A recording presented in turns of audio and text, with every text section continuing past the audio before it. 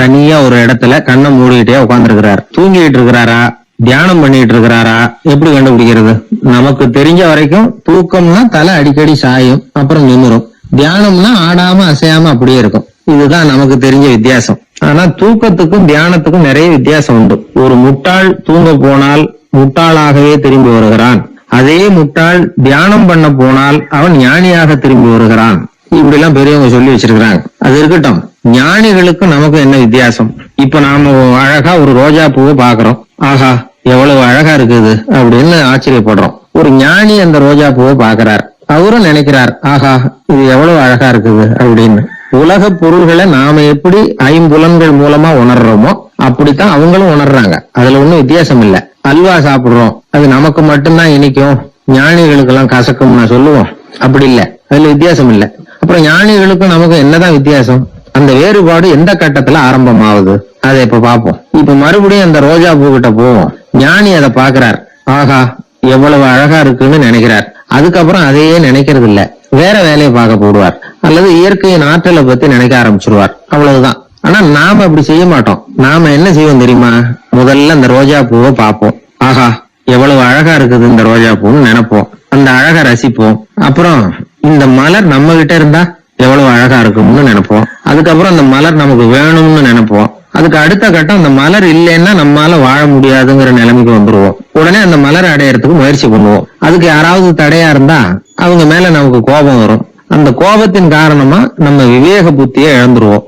யாருகிட்ட எப்படி நடந்துக்கணுங்கிறத மறந்துடுவோம். அதன் காரணமா ஞாபக மறதி ஏற்படும். அதாவது முன்பு விவேக புத்தி மழுங்கி இருந்ததுன்னா அது இப்ப அடியோட இல்லைங்கிற நிலைமை வந்துடும். அதன் காரணமா நம்ம புத்தியை இழந்துருவோம், கடைசியில அழிவோம். இந்த நிலைமை நமக்கு வந்துடக்கூடாதுன்னா அதுக்கு என்ன செய்யணும்? நமக்கு கெடுதல் செய்யக்கூடிய ஆசைகளை ஆரம்பத்திலேயே கிள்ளி எறிஞ்சிடணும். ஒரு விஷயம் என்ன தெரியுமா? எந்த ஆசைக்குமே முதல்ல வலு கிடையாது. அதை பத்தி நாம நினைக்க நினைக்கதான் அதுக்கு வலு உண்டாகுது.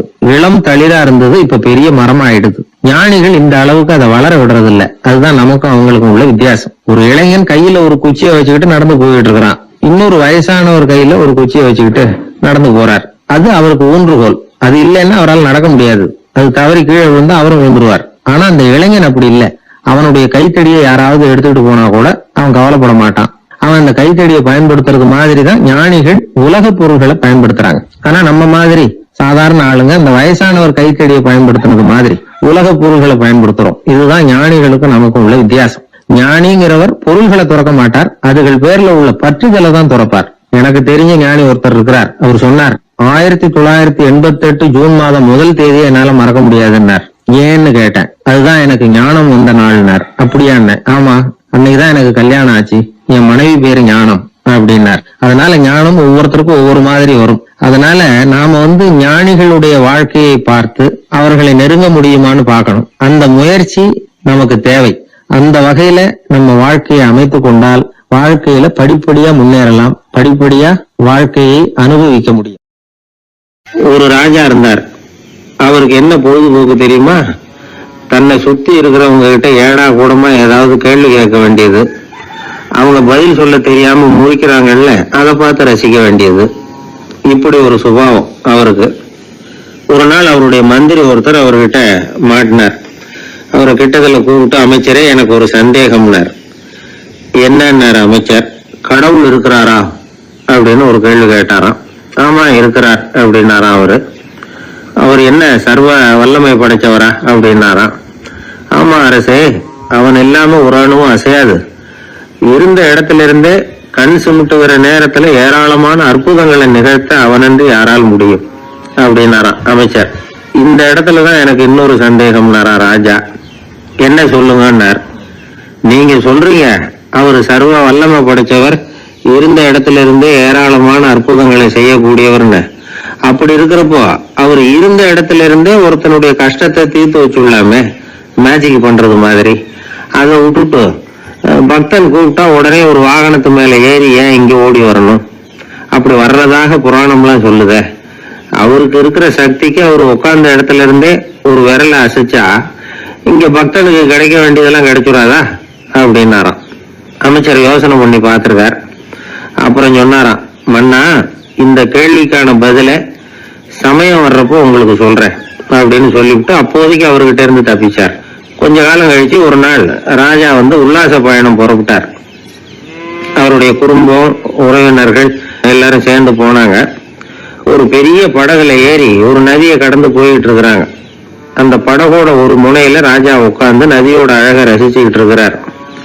இன்னொரு முனையில அமைச்சர் இளவரசனுக்கு ஏதோ வேடிக்கை காட்டிக்கிட்டு இருக்கிறார். அந்த படகு நடு ஆத்துல போயிட்டு இருக்குது. அப்போ தொப்புன்னு ஒரு பெரிய சத்தம். அரசே, நம்ம இளவரசர் ஆத்துல விழுந்துட்டார் அப்படின்னு அலறினார் அமைச்சர். அவ்வளவுதான், உடனே ராஜா குபீர்னு ஆத்துல பாஞ்சார். மகனை தேட ஆரம்பிச்சுட்டார். அங்கேயும் இங்கேயும் கொஞ்ச நேரம் அல்லாடினாரு, மகனை காணல. அதுக்கப்புறம் மந்திரியும் ஆத்துல குதிச்சு ராஜா கிட்ட வந்தார். அரசே, இளவரசர் படகுல பத்திரமா தான் இருக்கிறார், தண்ணியில விழுந்தது வெறும் கல்லு தான் அப்படின்னார். 2 பேரும் ஈர உடையோட படகுக்கு சேர்ந்தாங்க. ராஜா மந்திரிய கோபமா பார்த்தார். இது என்ன விளையாட்டு இருந்தார். அரசே, கொஞ்ச நாளைக்கு முன்னாடி நீங்க கேள்விக்கு பதில் ஒண்ணு கேட்டீங்க. அந்த கேள்விக்கான பதில நீங்க அனுபவ ரீதியா உணரணும்னு ஆசைப்பட்டேன், அதனாலதான் இப்படின்னார். அப்புறம் விளக்கம் கொடுத்தார். அரசே, ஒரு பக்தனுக்கு கஷ்டம்னா இருந்த இடத்துல இருந்து அதை தீர்த்து வைக்கலாமே கடவுள், ஏன் நேர்ல ஓடி வரணும் அப்படின்னு கேட்டீங்க. இப்ப நடந்தது என்ன? இளவரசர் தண்ணியில விழுந்துட்டாருன்னதும் நீங்க ஊன்னு சொல்லி ஒரு விரலை காட்டினா போதும், உடனே தண்ணியில குதிக்கிறதுக்கு ஏராளமான காவலர்கள் இங்க இருக்கிறாங்க. ஆனா நீங்க என்ன செஞ்சீங்க? இளவரசர் விழுந்துட்டாருன்னதும் அவர் எந்த பக்கம் எந்த திசையில விழுந்தாருன்னு கூட கேட்காம உடனே தண்ணியில குதிச்சிங்க. அப்படி உங்களை குதிக்க வச்சது எது? மகன் மேல உள்ள பாசம், அன்பு. அது மாதிரிதான் கடவுளும் ஓடி வர்றார் அப்படின்னார். அதுக்கப்புறம் இந்த ராஜா ஏட கூடமா எதுவும் கேள்வி கேட்கறதே இல்லையா, அந்த பழக்கத்தை விட்டுட்டாராம். அதனால இந்த தகவலை கேட்டு உடனே நீங்களும் கடவுளே கொஞ்சம் இப்படி வந்துட்டு போ அப்படின்னு கூப்பிட்டு அவர் வர்றாரா அப்படின்னு ஆகாயத்தை பார்த்துக்கிட்டு நிக்க கூடாது.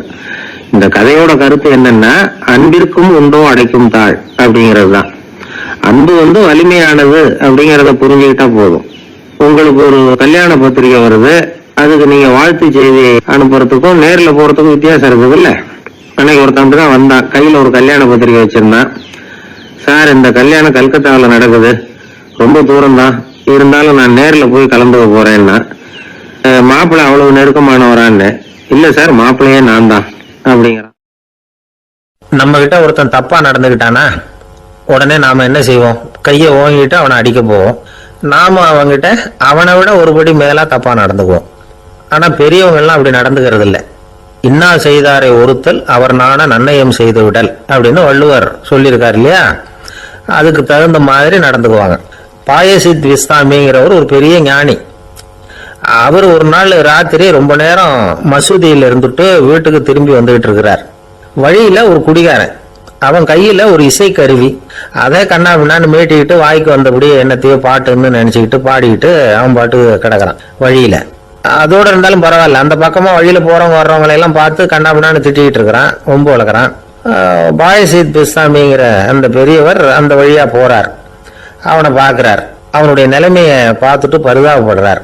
ஏன்பா இது மாதிரி எல்லாம் நடந்துக்கிற, இப்படி நடக்கலாமா அப்படின்னு ஏதோ கொஞ்சம் புத்திமதி சொல்றதுக்கு ஆரம்பிச்சார். அவனுக்கு கோபம் வந்துட்டுது. கையில வச்சிருந்த வாத்திய கருவி அதால ஓங்கி அந்த பெரியவர் தலையில ஒரு அடி கொடுத்தான். ரத்த காயம் ஏற்பட்டு போச்சு. அவன் கையில இருந்த இசை கருவியும் அடிச்ச வேகத்துல 2ஆ உடைஞ்சு போச்சு. அவ்வளவு வேகமா அடிச்சிருக்கான். இவ்வளவு தூரத்துக்கு நடந்து போச்சு இல்ல. அந்த மாபெரும் ஞானி வாயை திறந்து ஒரு வார்த்தை கூட பேசல. பேசாம தலையை பிடிச்சிக்கிட்டு அவர் பாட்டு போயிட்டார். மறுநாள் அந்த பெரியவர் என்ன பண்ணார் தெரியுமா? கொஞ்சம் இனிப்பு பண்டங்கள், கொஞ்சம் பணம், இது 2ஐயும் ஒரு ஆள் மூலமா அனுப்பி வச்சார் அந்த குடிகாரனுக்கு. அவனுக்கு ஒன்றும் புரியல. என்ன விவரம்னு விசாரிச்சான். வந்த ஆளு ஒரு கடுதாசியை நீட்டினான். அதுல விவரம் இருந்தது. ஞானி எழுதியிருக்கிறார், இதை பார்ப்பா, உங்களுடைய இசைக்கருவி உடையறதுக்கு என்னுடைய தலை காரணமா ஆயிட்டுது. அதுக்காக நான் ரொம்ப வருத்தப்படுறேன். அதுக்காக தான் பணம் அனுப்பி வச்சிருக்கேன். வேற புதுசா ஒரு இசைக்கருவி வாங்கிக்கோ. அப்புறம் இன்னொரு விஷயம், நேற்றுக்கு ராத்திரி என்கிட்ட ஏகப்பட்ட கசப்பான வார்த்தைகளை பேசினேன். இதோட அனுப்பியிருக்கிற இனிப்பு பண்டங்களை சாப்பிட்டு உன்னுடைய நாவல உள்ள கசப்பை மாத்திக்கோ அப்படின்னு அதுல எழுதப்பட்டிருந்தது. இந்த சமயத்துல அவன் குடி மயக்கத்துல இல்லை, தெளிஞ்சு போயிருந்த நேரம் அது. அதனால அதை படிச்ச உடனே அவனுக்கு ரொம்ப வெக்கமா போச்சு. தலை குனிஞ்சான், யோசனை பண்ணான். கொஞ்ச நேரத்துல தன்னுடைய நண்பர்கள் சில பேரையும் கூப்பிட்டுக்கிட்டு நேரம் அந்த ஞானி இருக்கிற இடத்துக்கு ஓடினான். அவர் காலில் விழுந்தான், அவர்கிட்ட மன்னிப்பு கேட்டுக்கிட்டான்.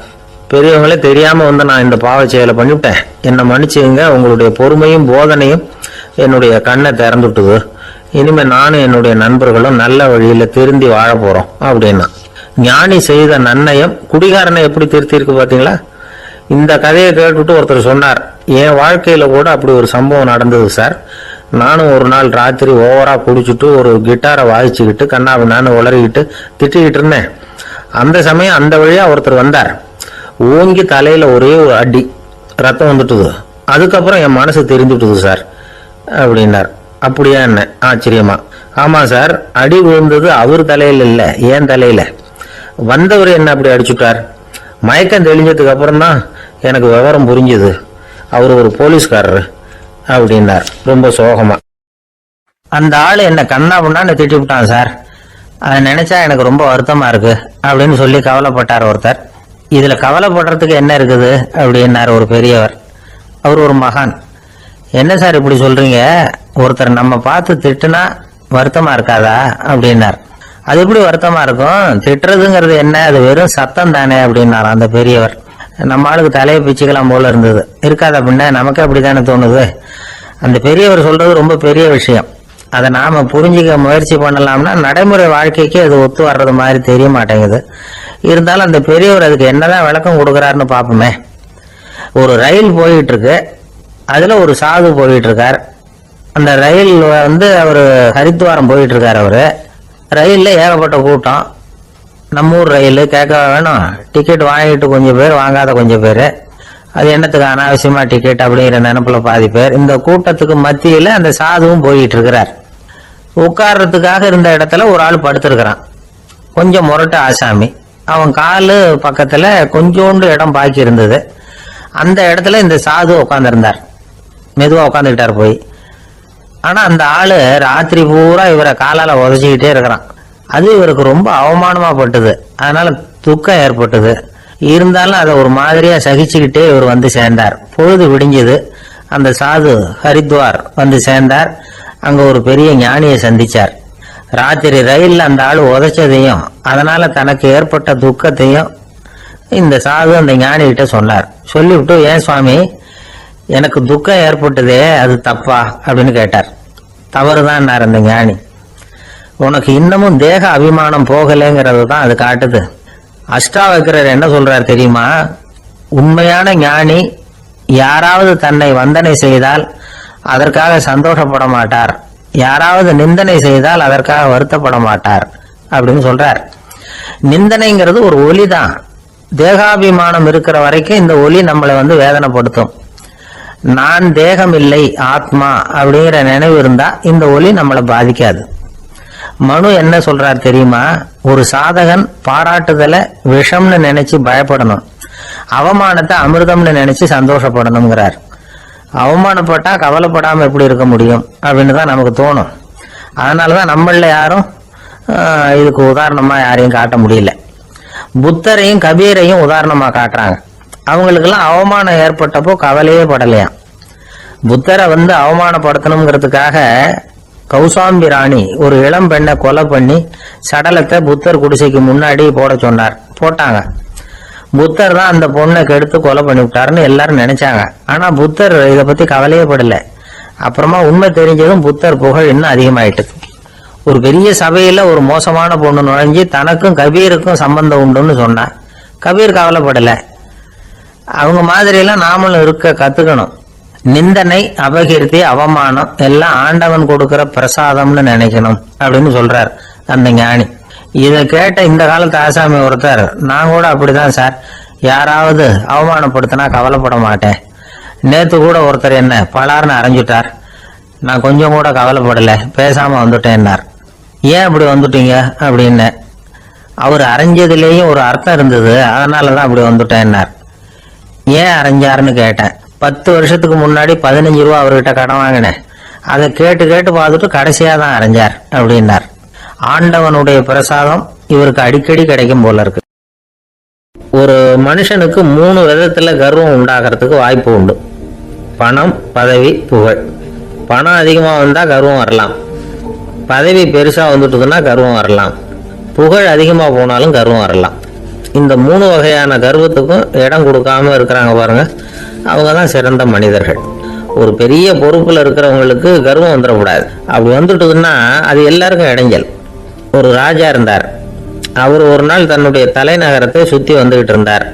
ஒரு இடத்துல ஒரு அழகான நிலத்தை பார்த்தார். ஆஹா, இந்த இடத்துல நமக்குன்னு ஒரு மாளிகையை கட்டினா எவ்வளோ நல்லா இருக்கும் அப்படின்னு நினைச்சார்.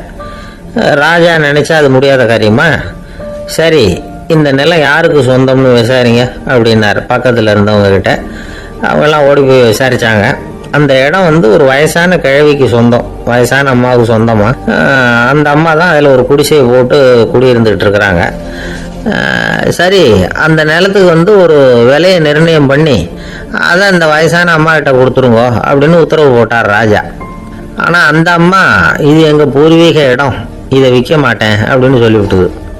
சரி, 2 பங்கு விலை கொடுக்குறோம்னு சொல்லி பாருங்க அப்படின்னாங்க. அப்படியே சொன்னாங்க அரண்மனை ஆட்கள். அதுக்கும் சம்மதிக்கலை அந்த அம்மா. இதை கேள்விப்பட்டதும் ராஜாவுக்கு கோபம் வந்துட்டுது. தன்னுடைய ஆளுங்களை கூப்பிட்டார். போய் அந்த குடிசையை பிரிச்சேரிங்க, காசெல்லாம் ஒன்றும் கொடுக்காதீங்க அப்படின்னு கத்தினார். அவ்வளோதான். அடுத்த நிமிஷம் அரண்மனை ஆசாமிகள் போனாங்க, குடிசையை பிரித்து எரிஞ்சாங்க. அந்த வயசான அம்மா இருக்கு, அதுவும் அந்த இடத்த விட்டு துரத்தி விட்டாங்க. அந்த இடத்துல ஒரு அரச மாளிகையை கட்டி முடிச்சுட்டாங்க. அந்த வயசான அம்மா பாவம், ராஜாவே இப்படி பண்ணால் யாருக்கிட்ட போய் முறையிட முடியும்? ஒரு ஞானி இருந்தார், அவர்கிட்ட போய் சொன்னாங்க. அவர் இவங்க சொன்னதை கேட்டு மனசில் வச்சுக்கிட்டார். ஒரு நாள் அந்த ராஜாவே இந்த ஞானியை கூப்பிட்டார். புதுசாக ஒரு மாளிகை கட்டியிருக்கிறேன், வந்து பாருங்கன்னு. சரின்னு சொல்லி இந்த பெரியவர் ஒரு நாள் அந்த மாளிகைக்கு போனார். சும்மா போகல, ஒரு கழுதையையும் ஓட்டிகிட்டு போனார். கொஞ்சம் சாக்குகள், வெத்து சாக்கு, அதையும் எடுத்து கழுதை முதுகில் போட்டு கழுதையை ஓட்டிகிட்டு போகிறார். ராஜா பார்த்தார். அவருக்கு இது ஆச்சரியமாக இருந்தது. என்ன இது, மாளிகைக்கு வந்துட்டு போங்கன்னு கூப்பிட்டா கழுதை சாக்கு இதெல்லாம் கொண்டு வராரு, ஒன்றும் புரியலையேன்னு நினச்சார். எதுக்காக இதெல்லாம்னு கேட்டார்.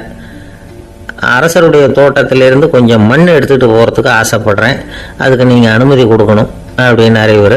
இது என்ன வேடிக்கையான கோரிக்கையாக இருக்குது அப்படின்னு நினச்சார் ராஜா. இருந்தாலும் மண்ணு தானே கேட்குறாரு, எடுத்துகிட்டு போகட்டுமே அப்படின்னு நினச்சார். சரின்னு அனுமதி கொடுத்தார். அந்த பெரியவர் தோட்டத்துக்கு போனார், மண்ணை வெட்டினார், சாக்கில் போட்டு நிரப்புனார். ராஜாவை கொஞ்சம் கிட்ட வாங்கன்னு கூப்பிட்டார்.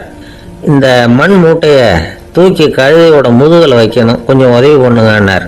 ஓ, பண்ணுறேனே அப்படின்னு சொல்லி ராஜா கிட்ட போனார். மூட்டையை தூக்கி பார்க்குறாரு, முடியல, திணறி போட்டார். இப்போ அந்த ஞானி பேசினாராம்.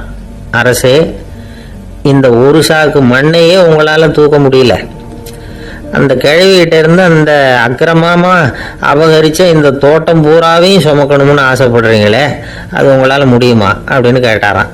ராஜா யோசனை பண்ண ஆரம்பித்தார். தன்னுடைய செயலுக்காக வருத்தப்பட்டாராம்.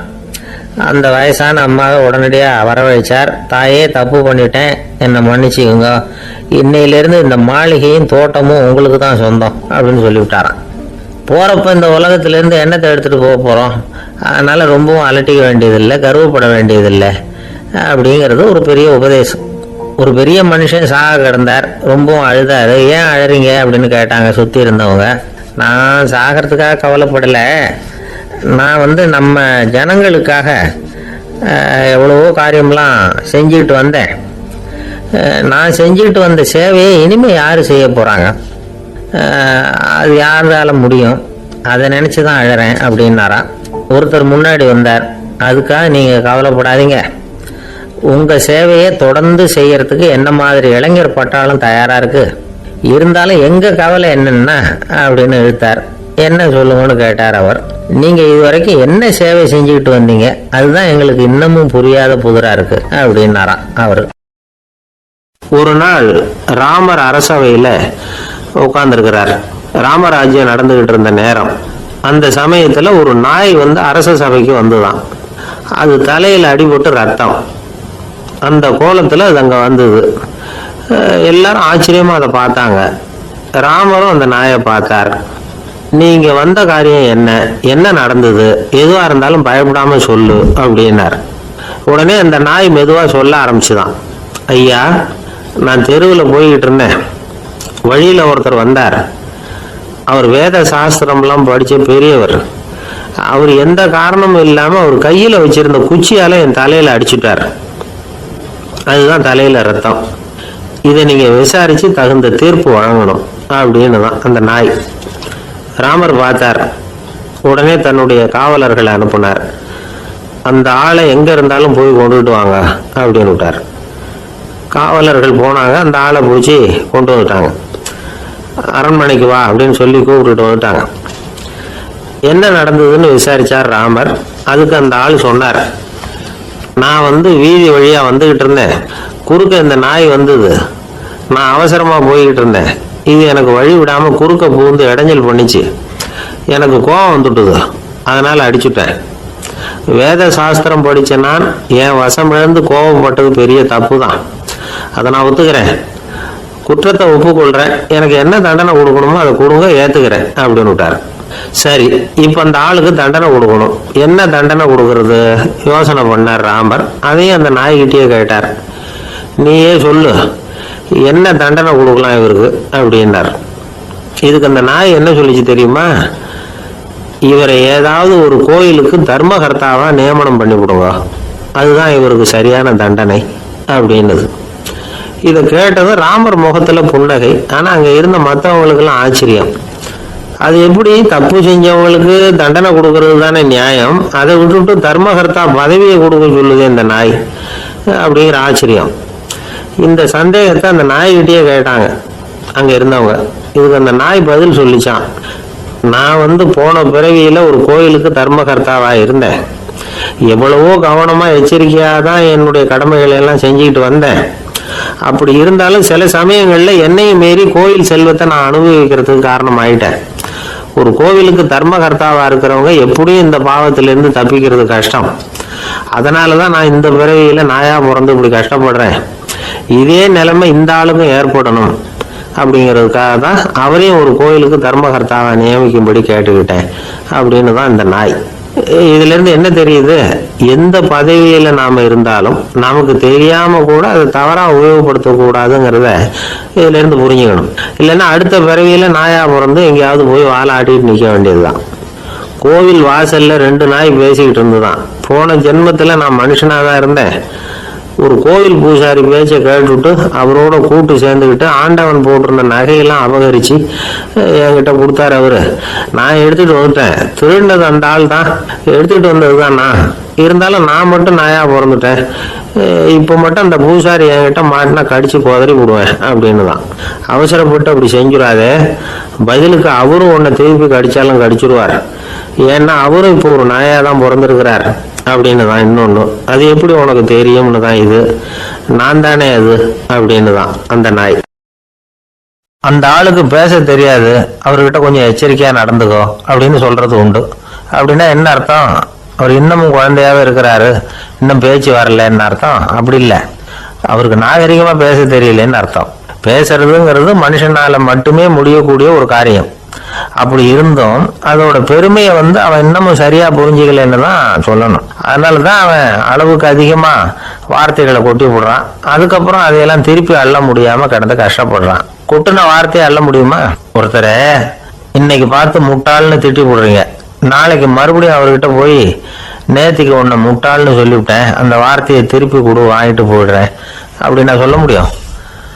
அவன் கோபக்காரனா இருந்தா நேத்திக்கு அதை வேற விதமா உங்களுக்கு திருப்பி கொடுத்துருப்பான். உலகத்துல எவ்வளவோ ஜீவராசிகள் இருக்கு, அதுக்கெல்லாம் வாய் இருக்குது. அந்த வாயெல்லாம் எதுக்கு உபயோகம்? சாப்பிட்றதுக்காக. ஆனா நமக்கு இருக்கிற வாய் சாப்பிட்றதுக்காக மட்டும் இல்லை, பேசுறதுக்காகவும் தான். பேச முடியலன்னா வாய் இருந்தா கூட அது வாயில்லா ஜீவன் தான். ஒரு பையனை பார்த்து அது வாய் உள்ள புள்ள பொழைச்சிக்கும் அப்படின்னா மற்ற பையன்களுக்கெல்லாம் முகத்துல வாயே இல்லைன்னு அர்த்தம்? அப்படி இல்லை, அந்த பையன் கொஞ்சம் கெட்டிக்காரத்தனமா பேசுவான்னு அர்த்தம். அதனால எப்படி பேசணும் அப்படிங்கிறத நாம முக்கியமா தெரிஞ்சுக்கணும். இதுக்கு 8 விதமான குறிப்புகளை நம்ம பெரியவங்க சொல்லியிருக்கிறாங்க. பேச்சுக்கு 8 அங்கங்கள் உண்டு அப்படின்னு அவங்க சொல்றாங்க. அதெல்லாம் என்னென்ன அப்படின்னா, உண்மை, நன்மை, அன்பு, நிதானம், இனிமை, ஆழம், சமயம் அறிதல், சபையறிதல். இந்த 8 தன்மையும் பேச்சில் இருக்கணுமா. இதையே கொஞ்சம் விவரமா சில பேர் போர்டில் எழுதி வச்சிருப்பாங்க. அதாவது எழுத்துலையாவது அதெல்லாம் இருக்கட்டுமே அப்படின்னு நினைச்சு நீங்க கூட சில இடங்கள்ல இதை பார்த்துருக்கலாம். அதாவது உண்மையே பேசுக, நன்மையே பேசுக, அன்பாக பேசுக, நிதானமாக பேசுக, இனிமையாக பேசுக, ஆழமுடையதாக பேசுக, சமயமறிந்து பேசுக, சபையறிந்து பேசுக, இப்படி எழுதி வச்சிருப்பாங்க. இந்த 8 அம்சமும் சரியா பொருந்தி இருந்தாதான் அது பேச்சு. மற்றதெல்லாம் பேச்சாயிடாது. பேச்சு ஒரு சிறந்த கலை. எல்லாத்தையும் விட பேசாம இருந்தும் பழகணும், அது ரொம்ப முக்கியம்.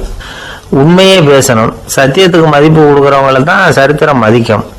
உண்மை பேசினா மட்டும் போதாது, அந்த உண்மையில நன்மை கலந்துருக்கணும். கொலைகாரனுக்கு பயந்துக்கிட்டு ஒருத்தன் உங்க வீட்டுக்குள்ள ஒளிஞ்சிருக்கிறான். அந்த முரட்டு ஆசாமி கையில அறிவாளோட வந்து அவங்க வந்தானான்னு உங்ககிட்ட கேட்கறான்னு வச்சுங்க. உண்மைதான் உயர்வு தரும் அப்படின்னு நினைச்சுக்கிட்டு, ஆமா உள்ளதான் இருக்கிறான், அடுப்பங்கரையில குதிருக்கு பின்னாடி உட்காந்துருக்கிறான், போய் பிடிச்சிட்டு போங்க அப்படின்னு சொல்லுவீங்க. அது நன்மை இல்லாத உண்மை. அதனால பிரயோஜனம் கிடையாது. அதே மாதிரி உங்க பேச்சில் அன்பு இருக்கணும், நிதானம் இருக்கணும், இனிமை இருக்கணும், சிந்தித்து பேசணும், சமயம் அறிந்து பேசுறதும் முக்கியம். அதை பத்தி நமக்கு வேற யாரும் சொல்லிக் கொடுக்க வேண்டியதில்லை. எந்த நேரத்துல யாருக்கிட்ட எப்படி பேசினா காரியம் நடக்கும் அப்படிங்கிறது நமக்கு நல்லா தெரியும். அது கைவந்த கலை. அவையறிந்து பேசுற திறமை பேச்சாளர்களுக்கு ரொம்ப அவசியம். அது இல்லைன்னா நிலைமை பரிதாபமாயிடும். ஒரு பேச்சாளர் ரொம்ப மும்முரமா பேசிக்கிட்டே இருந்தாராம். ரொம்ப நேரம் நிறுத்தவே இல்லை, பேசிக்கிட்டே இருக்கிறாரு. சபையில் இருந்தவங்க எல்லாம் ஒவ்வொருத்தரும் எழுந்திரிச்சு போய்கிட்டே இருக்கிறாங்க. கடைசியில 2 பேர் தான் அக்கறையா பேசுறவரை கவனிச்சுட்டு உட்காந்துருந்தாங்களாம்.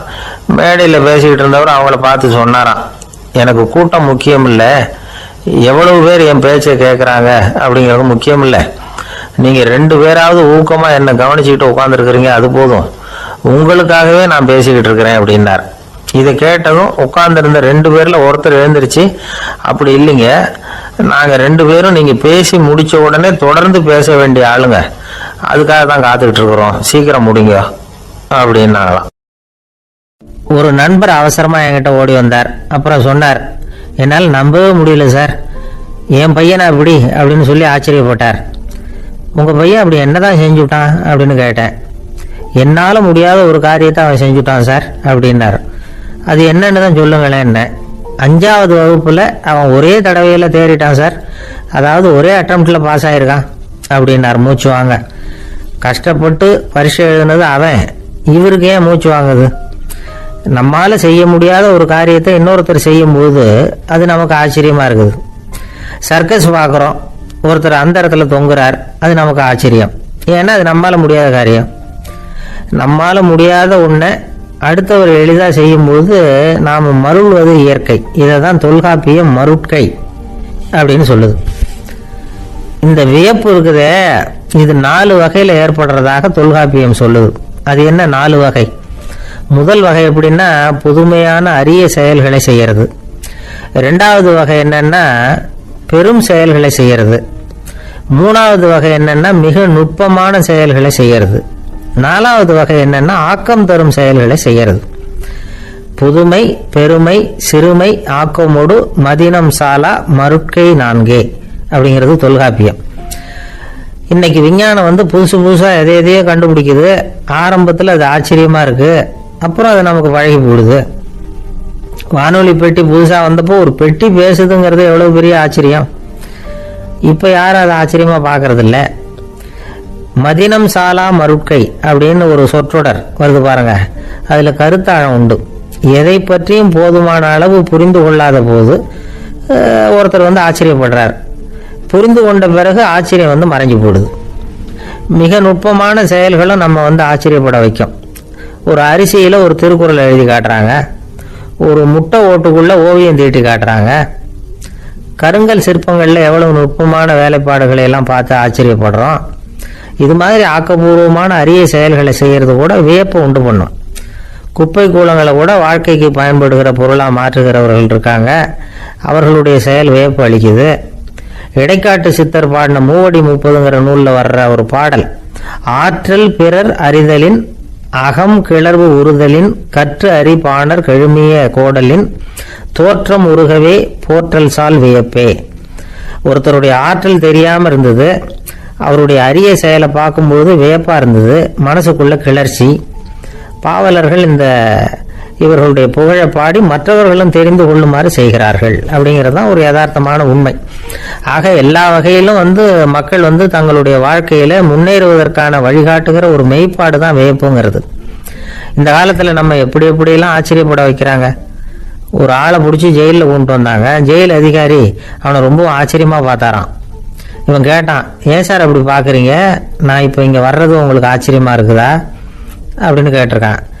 இதுக்கு ஜெயில் அதிகாரி சொல்லியிருக்கார், நீ இப்போ இங்கே வந்ததில் எனக்கு ஒன்றும் ஆச்சரியம் இல்லைப்பா, ஏற்கனவே நீ இங்கேருந்து விடுதலை ஆகி போய் 6 மாதம் ஆச்சு, இவ்வளவு லேட்டாக வர்றியே அதுதான் எனக்கு ஆச்சரியமாக இருக்குது அப்படின்னாராம்.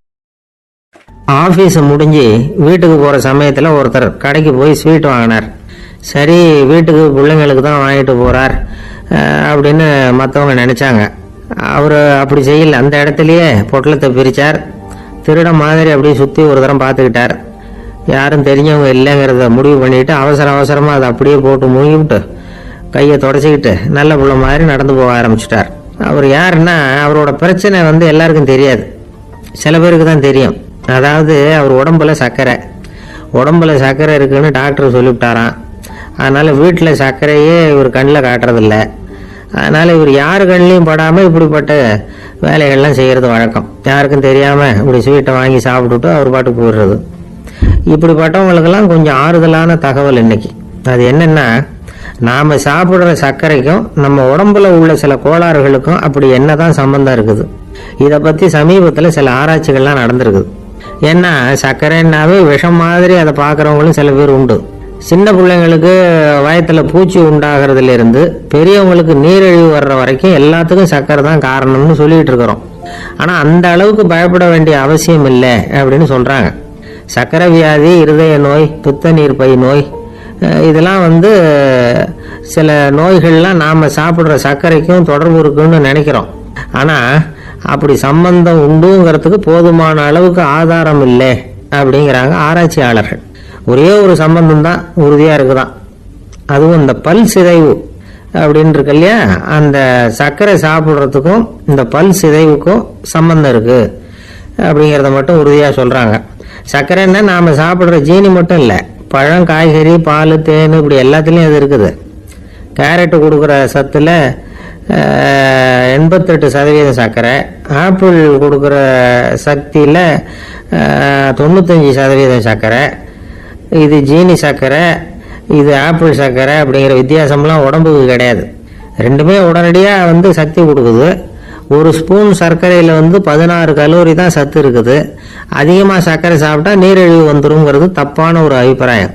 டயபெட்டிஸுங்கிறது ஒரு மெட்டபாலிக் டிசார்டர், அவ்வளவுதான். அதாவது நாம் சாப்பிட்ற சர்க்கரையை நம்ம உடம்பு திறமையாக உபயோகப்படுத்திக்க முடியல அப்படின்னு அர்த்தம். அதனால தான் அதிகமாக இனிப்பு வேணாம்னு சொல்கிறோம். ஏற்கனவே உடம்பால் முடியாத ஒன்றை மறுபடியும் அது தலையில் சுமத்தி அதிகமாக வேலை வாங்க வேணாமே அப்படிங்கிறதுக்காக தான். ஆகாரத்தில் அதிகமாக சர்க்கரை இருந்தால் அதனால் உடனே சர்க்கரை வியாதி வந்துடும்ங்கிறதுக்கு விஞ்ஞான ரீதியாக போதுமான ஆதாரம் இல்லை. அதனால் எப்போவாவது அதிகமாக ஸ்வீட்டு சாப்பிட்டுட்டா ஐயோ அதிகமாக சாப்பிட்டோமோ என்ன பண்ண போகுது தெரியலையே அப்படின்னு நினச்சி மனசை போட்டு குழப்பிக்க வேண்டியதில்லை. பொதுவாக எதுவுமே அதிகமாக வேண்டாம், எல்லாம் சீராக இருந்தால் போதும். நீரிழிவுங்கிறது புதுசாக வந்துட்ட ஒரு நோய் இல்லை, ரொம்ப காலமாகவே இருக்கிற ஒன்று தான். நம்ம முன்னோர்கள் இதை மதுமேகம் அப்படின்னு சொல்லுவாங்க. அதை கட்டுப்படுத்துறதுக்கு அவங்களே சில வழிமுறையை சொல்லி வச்சிருக்கிறாங்க. அது என்னென்னா வேற ஒன்றும் இல்லை, இந்த பாவக்காய், முள்ளங்கி, அருகம்புல், அவ்வளவுதான். வெள்ளை முள்ளங்கி இருக்குல்ல, அதை வாரத்துக்கு 3 நாள் சாப்பிட்டுக்கிட்டு வாங்க. நூலுக்கோல் ரொம்ப நல்லது. இல்லைன்னா முள்ளங்கி சாறு 1 ounce சாப்பிட்டுட்டு வரலாம். ரத்தத்தில் சேர்ற சர்க்கரை அளவு இதெல்லாம் கட்டுப்படுத்துது. சிறுநீரில் காணப்படுகிற சர்க்கரை அளவையும் சமநிலைப்படுத்துது. தினமும் ஆகாரத்தில் கோதுமை, கேழ்வரகு, வெந்தயம், கருவேப்பிலை, சோயாபீன்ஸ் எது கிடைக்குதோ சேர்த்துக்கலாம். இப்படிலாம் செஞ்சுக்கிட்டு வந்தால் அப்புறம் வீட்டுக்கு தெரியாமல் கடையில் போய் நின்றுக்கிட்டு ஸ்வீட் வாங்கி திருட்டுத்தனமாக சாப்பிட வேண்டிய அவசியமே உங்களுக்கு வராது. 2 ஆசாமிகள் கடற்கரையில் உட்காந்து சாவகாசமாக பேசிக்கிட்டு இருந்தாங்களாம். ஒருத்தர் சொன்னார், இன்னொருத்தருக்கு தெரியாமல் ஸ்வீட்டு சாப்பிட்றதே எப்பவும் இடைஞ்சல் தான் சார். நேற்றுக்கு பாருங்கள் அப்படி தான் சாப்பிட்டுக்கிட்டு இருந்தேன், வீட்டுக்காரி கண்ணில் போட்டுவிட்டுது, அதுக்கப்புறம் ஒரே ரகலையாக போச்சு அப்படின்னாரா. எனக்கு கூட அப்படி தான் சார் ஆகிட்டுது, ஒரே ரகலை அப்படின்னாரா இன்னொருத்தர். நீங்கள் சாப்பிட்டதும் உங்கள் வீட்டுக்காரங்க கண்ணில் போட்டுவிட்டுதா சார் அப்படின்னு கேட்டிருக்காரு இவர். அதுக்கு அவர் சொன்னாராம், அப்படி இல்லை சார், கடைக்காரர் கண்ணில் போட்டுவிட்டுதோ, நான் அவருக்கு தெரியாமல் அந்த ஸ்வீட்டை அவர் கடையிலேருந்து எடுத்திருந்தேன் அப்படின்னு விளக்கம் கொடுத்தாராம் இந்த ஆள். அம்மாக்காரங்களுக்கு அடிக்கடி ஏற்படுற கவலை ஒன்று உண்டு. அதாவது குழந்தை சரியா சாப்பிட மாட்டேங்குதே அப்படிங்கிற கவலை. இவங்கெல்லாம் ஒரு விஷயத்த நல்லா புரிஞ்சுக்கணும். குழந்தைகள்ங்கிறவங்க பெரியவங்க மாதிரி இல்லை, அவங்க கடிகாரத்துல மணியை பார்த்துட்டு சாப்பிடுறதுக்கு உட்கார்ற ரகம் கிடையாது. பசிச்சா சாப்பிடுவாங்க, இல்லைன்னா விளையாடுவாங்க அல்லது தூங்குவாங்க. அது புரியாம அவங்கள கட்டாயப்படுத்தி அல்லது மிரட்டி சாப்பிட வைக்கிறது ரொம்ப தப்பு. ஒரு 8 மாச குழந்தைக்கு 3 மணி நேரத்துக்கு ஒரு தடவை பசிக்கும். அந்த நேரம் பார்த்து சாப்பாடு கொடுத்தா அடம் பண்ணாம அது பாட்டுக்கு சாப்பிட்றோம். அதே குழந்தைக்கு 1 வயசு ஆகிறப்போ 4 மணி நேரத்துக்கு ஒரு தடவை பசிக்கும். இந்த வயசுல இயற்கையாவே பசி குறைஞ்சிருக்கும். அது புரியாம என் குழந்தை முன்னாடி மாதிரி இப்ப சரியா சாப்பிட மாட்டேங்கிறான் அப்படின்னு சில பேர் டாக்டர் கிட்ட போய் சொல்லிக்கிட்டு இருப்பாங்க. இன்னொரு விஷயம், ஒரு குழந்தைக்கு வயசு அதிகமாகிற வேகத்துக்கு உடம்பு எடையும் அதிகமாகிக்கிட்டே போவாது. உடம்பு எடை அதிகமாகிற வேகம் குறைஞ்சிக்கிட்டே வரும். 6 மாச குழந்தைக்கு ஒரு வாரத்துல 150 கிராம் எடை கூடும். ஒரு வயசுல வாரத்துக்கு 71 கிராம் எடை கூடும். இது புரியாம அதிகமா சாப்பாட்டை கொடுத்து குழந்தைய கஷ்டப்படுத்தக்கூடாது. ஏன்னா அளவுக்கு மீறின உணவு அஜீரணத்தை உண்டு பண்ணிவிடும். குழந்தைக்கு ஒரு தட்டுல கொஞ்சமா ஆகாரத்தை வச்சு கொண்டுட்டு போய் கொடுக்கணும். மலை மாதிரி குவிச்சு வச்சா அதை பார்த்ததுமே பசி அடங்கி போயிடும்.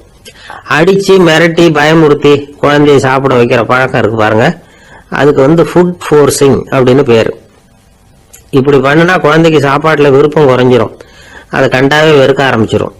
அது மாதிரி உளம் சார்ந்த பசி குறைவு, சைக்கோஜெனிக் அனோரெக்சியா, அது ஏற்படுமா. சாப்பாடுங்கிறதே ஒரு தண்டனை மாதிரி தோணும். குழந்தைகளுக்கு பிடிச்ச மாதிரியான ஆகாரத்தை கொடுக்கணும். சத்து அதிகம் இருக்குங்கிறதுக்காக அதுக்கு பிடிக்காத ஆகாரத்தை கொடுத்து கட்டாயப்படுத்தக்கூடாது. குழந்தைகளுக்கு 2 வயசு ஆகிறப்போ இயற்கையாவே எதிர்மறை குணம் உண்டாகும். அதாவது அந்த எதிர்மறையா பேசுறது, இது மாதிரி சமயங்கள்ல நாம என்ன சொல்றோமோ அதுக்கு நேர்மாறா நடந்துக்கும். ஏட்டிக்கு போட்டி, சாப்பிட சொன்னா விளையாட போவோம், விளையாட சொன்னா சாப்பாடு கேட்கும். இதை புரிஞ்சுக்கிட்டு நடந்துக்கணும். குழந்தை சொன்ன பேச்சை கேட்கலன்னு கோவப்படக்கூடாது. குழந்தை வளர வளர பிடிவாத குணம் வர்றது சகஜம். கேட்டதை வாங்கி கொடுத்தாதான் சாப்பிடுவேன் அப்படின்னு பிடிவாதம் பண்ணும். வாங்கி கொடுத்துடுறதுதான் உத்தமம். நீங்களும் அதுகிட்ட பிடிவாதம் பண்ணிட்டு இருக்கக்கூடாது. ஏன்னா கேட்டது கிடைக்கலையேங்கிற ஏமாற்றம் கூட குழந்தையோட பசியை குறைச்சிரும். கேட்டது கிடைச்சிட்டா பசி அதிகமாகும், கொடுத்ததை மலமலன்னு சாப்பிட்றோம். குழந்தைகளுக்கு கண்ட கண்ட நேரத்துல சாப்பிடறதுக்கு எதையாவது வாங்கி கொடுத்துக்கிட்டு இருந்தா சாப்பாட்டு நேரத்துல சாப்பிடாம அடம் பண்ண ஆரம்பிச்சிடும். பள்ளிக்கூடம் போற பிள்ளைங்க காலை உணவை சரியா சாப்பிட மாட்டாங்க. அச்சம், அவசரம், பரபரப்பு இதெல்லாம் தான் காரணம். பள்ளிக்கு புறப்படுறதுக்கு ஒரு 3/4 மணி நேரத்துக்கு முன்னாடியே சாப்பாடு போட்டுருங்க, அது சரியா போடும். படிக்கிற குழந்தைகள் உடல் சோர்வு, மனச்சோர்வு இது காரணமா கூட சாப்பிட மறுக்கிறது உண்டு. இப்போ உதாரணமா சாயந்தரம் விளையாடி விட்டு வீட்டுக்கு வந்ததும் சாப்பிட சொன்னா வேணாம்பாங்க. இது உடல் சோர்வு. ரொம்ப நேரம் வீட்டு பாடங்களை செஞ்சு முடிச்ச கையோட சாப்பிட சொன்னாலும் அவங்களால சரியா சாப்பிட முடியாது. இது உளச்சோர்வு, அதாவது மனச்சோர்வு. இதை தவிர குழந்தைகளுக்கு உடல் நல குறைவு ஏற்பட்டா கூட சாப்பிட மறுக்கிறது உண்டு. சில மருந்து மாத்திரைகள் கூட பசியை குறைச்சிரும். அதனால சரியா தெரிஞ்சுக்கிட்டு குழந்தைகளை சாப்பிட வைக்கணும்.